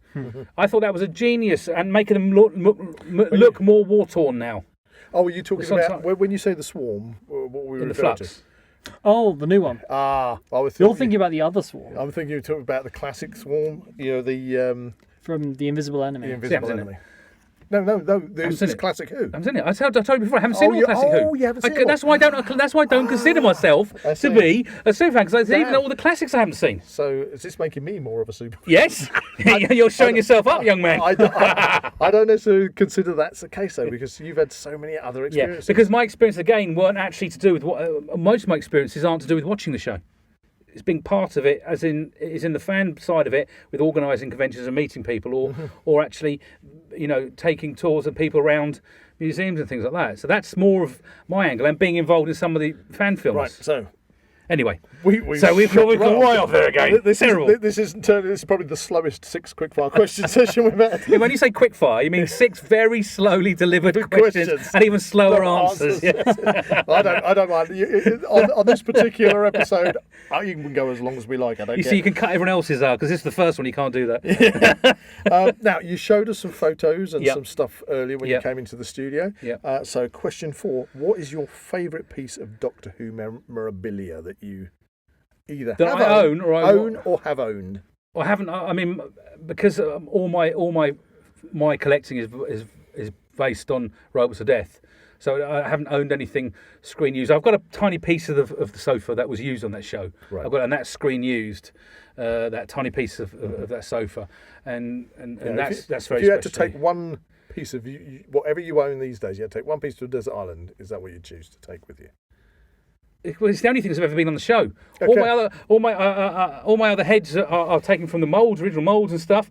I've got very rare statues. I've got some 80s statues that were done by a lady called Susan, which are very rare and stuff. And I've got loads of things like that. But at the end of the day, that little bit of settee, just because it's used, It's there. it's screen used. That's right. it's screen used as part of it. So could this? And I know the story of it. I've seen that story being from the damaged sofa that's brought in to then being restored. And these were off strips that were thrown away So- that another person went and bought Right. So this little piece of memorabilia because it's been used in the show. could be used on the show. So Yeah. again, maybe is that touching on maybe a superfan trait there? Or a heartstring, because it's my everything that hinges on this one episode that I remember from a child to an adult. It's all about nostalgia for me. Okay. It's that nostalgic thing. I've got loads of other bits of Doctor Who stuff, and I've showed you some today. I've got other things that and some 60s. I've got Rollikins. I've got some really obscure bits and bobs. But if I think about it, that's the only screen used. Well, okay. Screen used in that episode in the 70s. Right. It's also worth I about- can feel your passion. Well, that's all I've got, feel your mate. That's all I've got. He's a super fan. No, I think he's a superfan too, but don't tell him. Damn. Okay. Can't get out either. I'm hooked in here. Question 5. Okay, you might want to take a moment to think Yeah. about this. What's your most interesting Doctor Who piece of Doctor Who trivia that most people wouldn't know about? Because you've had a lot. I've got so many stories, and most of them came from Tom Baker. Okay. But I will recount one. One. Because it's and am I allowed to swear on Yes, this? you can swear. Okay, and it's in the context There of is whatever. there is a swear warning coming up. Yes, then it's the context of how the story was told to us by Tom Baker. So we were having dinner with Tom Baker, and he was recounting one of his many stories. And this is the time he lived in Ashford. He lived in a converted school next to a churchyard. And Tom has famously bought his own tombstone, and it's got Tom Baker 1914 and the rest is blank on it. And it used to sit up on the side of the wall of church. Now, Tom was telling us that he's got a penchant for mowing. He likes mowing. So he said, I was, his big booming voice he does, I was mowing up and down the back garden, and I thought, I need to mow some more today, Tom. Let's go and mow round the church. So I mowed round the side, mowed round to the church, and then I saw someone kneeling by my gravestone. I said, Tom, have you died? I'm not sure. So I mowed back to my wife. I said to my wife, have I died? She said, don't be so bloody stupid, Tom. So I said, okay then. So he mowed back, and the person had gone. He looked down, and they'd written wanker on his tombstone. Oh, no. No. No. How could they do that? Oh, no. I hope he managed to scrub that off. Oh, but I mean, that was told us by Tom. So Oh, bless him. whether it's poetic license there or not. You've answered the question. Okay, this one, last question. This is a simple one. Yeah. Question 6. Russell T. Davis or Chris Chibnall? There There you go. There we go. That's answered those not so quite so quick fire questions. And not so quickly answered. It's been absolutely brilliant having you in the studio. Thank you very much. I thoroughly enjoyed myself as well. I hope you will come back again. Oh, I'd love to. Oh, yeah. Any That'd be great. subjects. I'm just up for this now. It's great to have a chat with my mates. That's basically what the Now We Know show is all about. It's just have the everyday person. And chat. you'll find out people know a lot more about things than you you even think they know. And it's for Yeah, us yeah. to learn stuff and for the listeners to learn things about subjects. And it's been It's been super. great listening in. You've had some Yeah, I really mean, cool stories. I noticed Zach has been completely absorbed all the way through this. It's sorry, but I can't shut up. That's my problem. It's fine. Listening to Once I get talking. listening to two old boys Yeah, having a yeah. good old chinwag. Oh, my younger days. It's great because I get to listen to this all again. Yes, because he's got to edit Oh it. God, to my edit it. God, yeah. Do you drink while you do? It's just He waits until we do a taste testing session. Yeah, yeah. I think the next one is the wine and cheese. wine and Wine and cheese. cheese. Wine and cheese. We've said it now, so we have to do that. Or I don't know. Well, I don't know. We've got several lined up, listeners. Wine and cheese, mead, whiskey. Actually, it whiskey distilleries, please send us whiskey samples. It might be Halloween treats.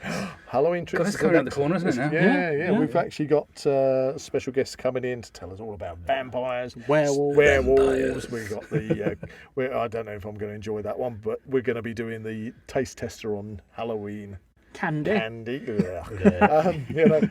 then of course Halloween tradition. Yes. Just before Because Halloween. again, in our age, there was none in the 70s. Now you say that. Didn't have any where I grew up. Nothing. We did. Nothing we used to up. have Really? Halloween parties.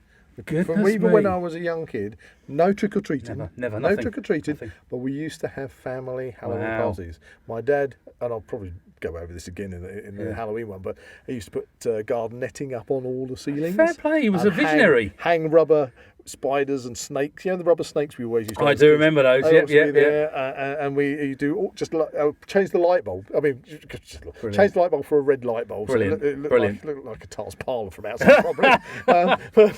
And then all the cherry aid as we called it. Yeah, I loved it. Can't get it anymore though. No, but we used to call it bat's blood. Did you? Bat's blood, and we had all the I call it pop. all things like Yeah. ogres. Yeah, what those all those cheesy snacks you get. They were like a pastry with cheese on the top, like a Cheese twists. something like that. Oh, Yeah, okay. but they Well, were ogres' fingers. never had any of that. But we always used to have family Halloween parties and invite friends around. But Brilliant. but no trick or trick-or-treating, treat yeah, never no. existed. We'll consider this a teaser. Yeah. Yes. Teaser. Teaser. Anyway, So we've digressed again. Bloody hell. let's finish off this session. I think Zach, haven't you got a flashback? For this Now We Know show flashback, we had a comment from the Geocaching Explorer couple. And what was that? And they said, "Hi guys, myself and the missus took a very long drive to the Lake District for a mini holiday and came across your podcast on Spotify. It helped with the long journey, excellent content. Pity there were next to no geocaches where we were staying. It's not very often that I subscribe to a YouTube channel, but I'll make a special dispensation for this one." Hey, So that's very excellent. nice. Well, thank you guys. Thank you very much. It's That's very kind of greatly you. appreciated for the support. Yeah, we love the feedback. If you enjoyed this podcast, please like and subscribe to this channel and comment below any suggestions of topics or activities you'd like to listen to in future episodes. That's a Curse of Peladon goodbye from Buzz. That's a Tom Baker goodbye from Zach. That's a I heard a cry from Toby Jewell. Goodbye. Bye. Now We know, show in the time vortex. Now we know, in the Doctor Who Museum with Toby. Please let me out now. You can find the Now We Know Show podcast on YouTube, Spotify, Amazon Music and Apple Podcasts. Check out the Zak Wylde Productions social media pages on Facebook, Instagram and Twitter, or visit the Zak Wylde Productions website at www.zakwyldeproductions.com. please get in contact. We'd love to find out how you're listening to us. So get in touch in the comments, and don't forget to check out Zak Wylde Productions on Patreon to become an official ZWP patron today.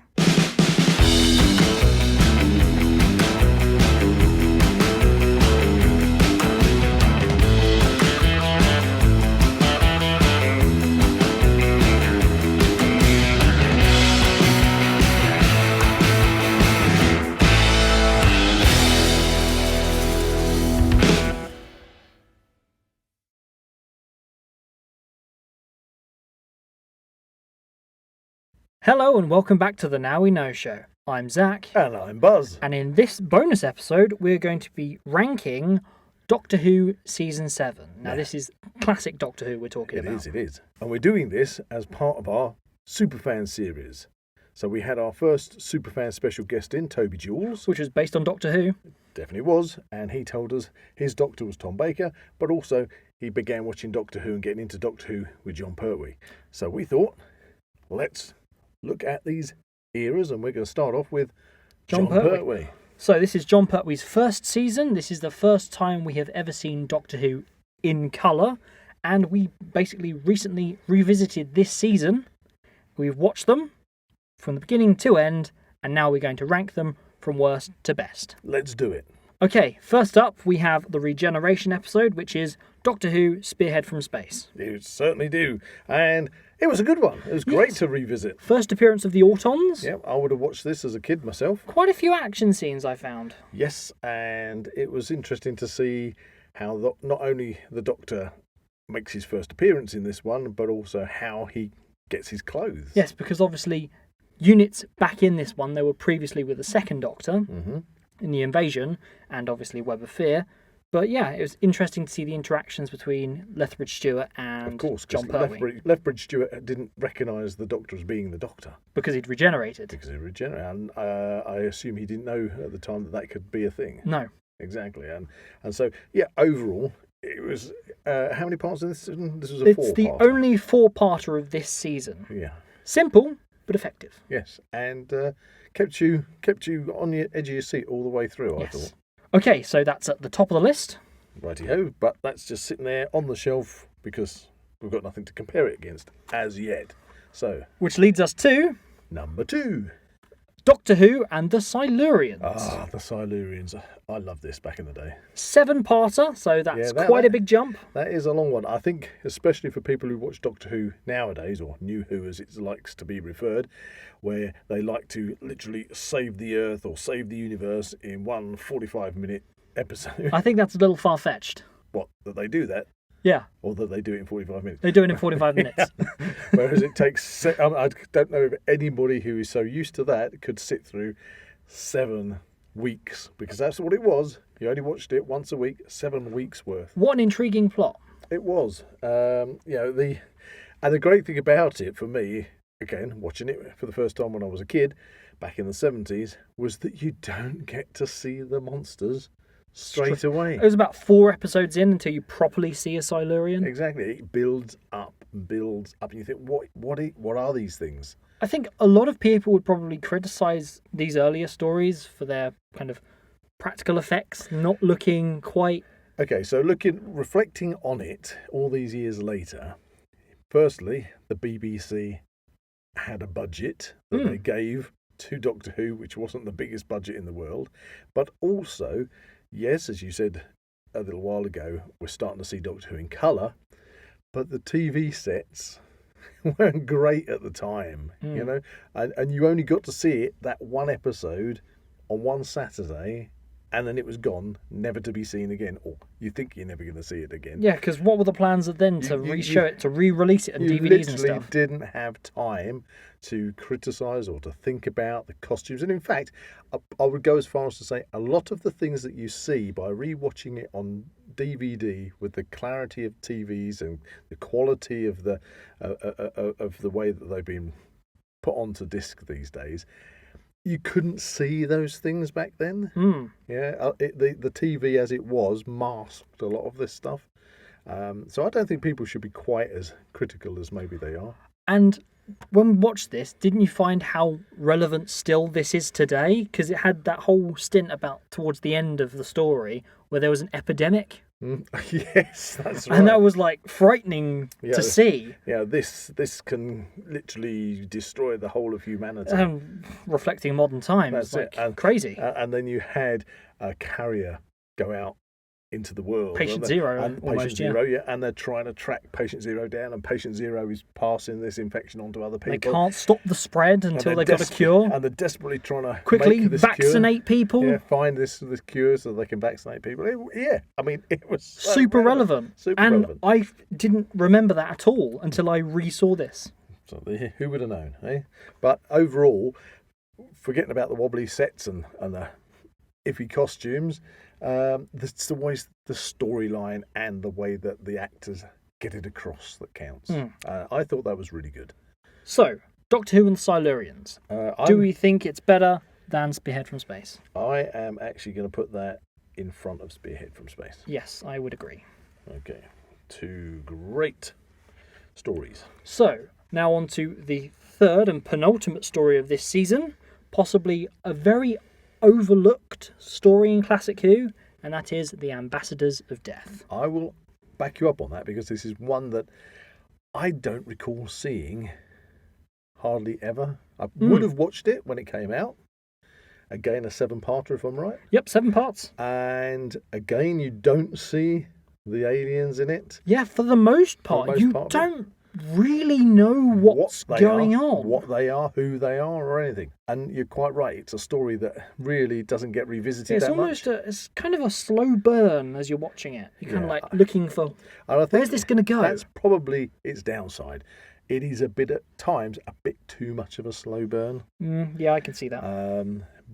But the story, and when you get you go through literally 6 parts and you still haven't got a lot of answers to what is going on, and it rounds it up at the end and you say, right, now I understand what this is about. So, it's a good story, but it is a bit of a slow burn. Now, that was interesting because you obviously said for the previous story that it might be hard for some of the more modern audience to get their teeth into, and I think this is definitely one of those that the modern audience just wouldn't be able to get behind. They would switch off after the first episode. Yeah, I think if they got to episode 5, they'd be going, what on earth am I watching? Their attention span wouldn't last that long. Is this not going anywhere? Because even I felt, after all these years, that this story, good story as is, could have been presented better. And by comparison, the modern series, so Doctor Who Flux, for example, that was 6 episodes.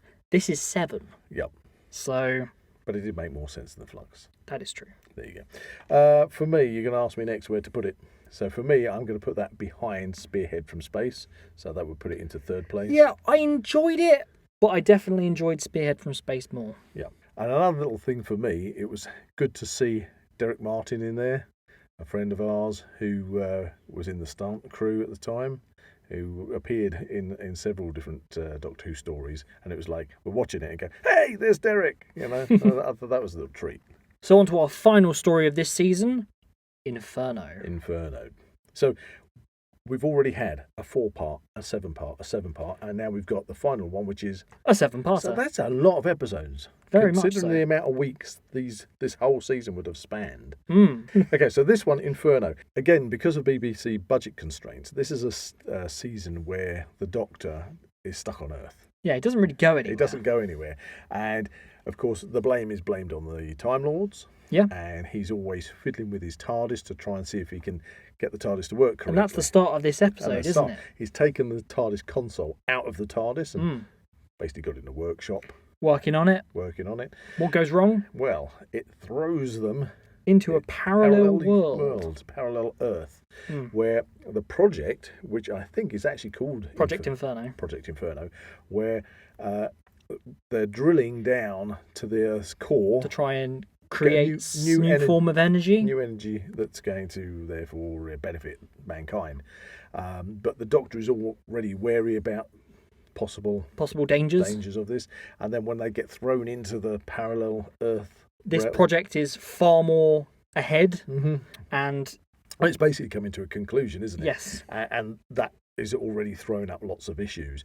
But it's great to see all the characters in Unit are now these kind of totalitarianistic, dystopian, dictator type people. Yeah, with the brigadier with an eye patch. Yeah, Liz Shaw's got a wig on. You know, and the Doctor trying to convince them, to they probably see think the he's error of their ways. He's an enemy spy or something. Something like that. The story is great. I really love the story in this one. Interestingly, though, they had to bring in a kind of a monstery alien type thing. So, and that was wasn't that pollution from? It was something. Somebody touched something from the actual extraction. Drilling. Yeah, and then they all start sort of mutating into sort of regressing into a kind of primordial. Do you remember what they're called? I should do. Primords. I almost said it, didn't I? Yeah. Primords. So they're kind of very primeval. And watching it, I couldn't help but think that I can see how they put that in there for the kids at the time back in the 70s. The kids can say, oh, it's a monster. But the story is really good. They didn't need them. It didn't need it. That was the surprising thing. Normally with Doctor Who, it's like, oh, what's the monster going to be? What's the monster? Oh, who's going to save the Earth? But the writing in this particular story was so on point that they really didn't need to be there. No, they didn't. And they weren't aliens as such, because obviously they were just people that had regressed, to put a bit of action in there. But the story was great on its own. Oh, there's a good bit. So do you remember when the Doctor is being guarded by the alternate version of Sergeant Benton? I don't recall off the top of my head. And then he freezes him with two fingers. The two-finger freeze. Yeah. Yes. And there's like a moment's pause before Sergeant Benton goes, ah! and falls to the floor. I thought that was brilliant. Absolutely. Using his, Venusian Aikido, which really needs to be in the new series of Doctor Who. And who can forget possibly one of the greatest cliffhangers in Doctor Who history? That's the ending of part 6, where literally the world is ended, lava's coming out of the ground, and they're all surrounded around the TARDIS console, and then lava's coming in through the door, and it's like, oh no, what's going to happen? And thankfully they managed to get out just in time to go back to their own parallel Earth. Yep. And then save the day. Save the day by stopping the drilling. Yay, good. The Doctor wins again. Brilliant, perfect ending. Without relying on the use of a sonic screwdriver. Correct. To save the day. Inferno. Where are we going to place this? So I think by what we've said and how enthusiastic we were about this, I think the story is just so good. It's fantastic. I think top spot worthy. For this season, that's going straight in front. So there you go. It's on the shelf. Let's go through them. We've got 4 stories, 1 season. In 4th place, we have Doctor Who, The Ambassadors of Death. In 3rd place, we have Doctor Who, Spearhead from Space. In 2nd place, Doctor Who and the Silurians. And in 1st place, Doctor Who, Inferno. Yay, that was a first good season to introduce Jon Pertwee as the Doctor. Oh yeah, that was fantastic. I wouldn't change it for the world. And amazing to think that I would have watched these all week after week after week after week. This 4 stories take up so many weeks worth of enjoyment. So on to season 8. Do you fancy doing another episode? Yeah.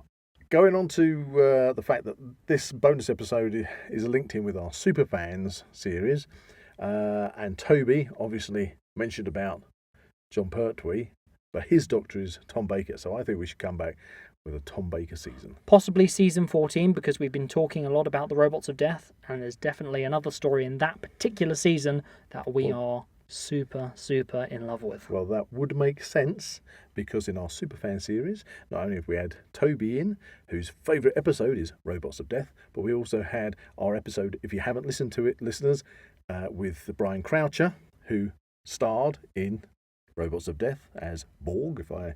Yep, that's correct. So yeah, I think that season would be perfect. So the Doctor Who Superfans episode with Toby Jewell is episode 22 of the Now We Know Show podcast, and our episode with Brian Croucher is episode 17 of the Now We Know Show podcast. We suggest you find those episodes and check them out. They are available on YouTube, Spotify, Amazon Music, and Apple Podcasts. If you enjoyed this podcast, please like and subscribe to this channel and comment below any suggestions of topics or activities you'd like to listen to in future episodes. And that's a big Doctor Who goodbye from Zach. And a big Primords goodbye from Buzz.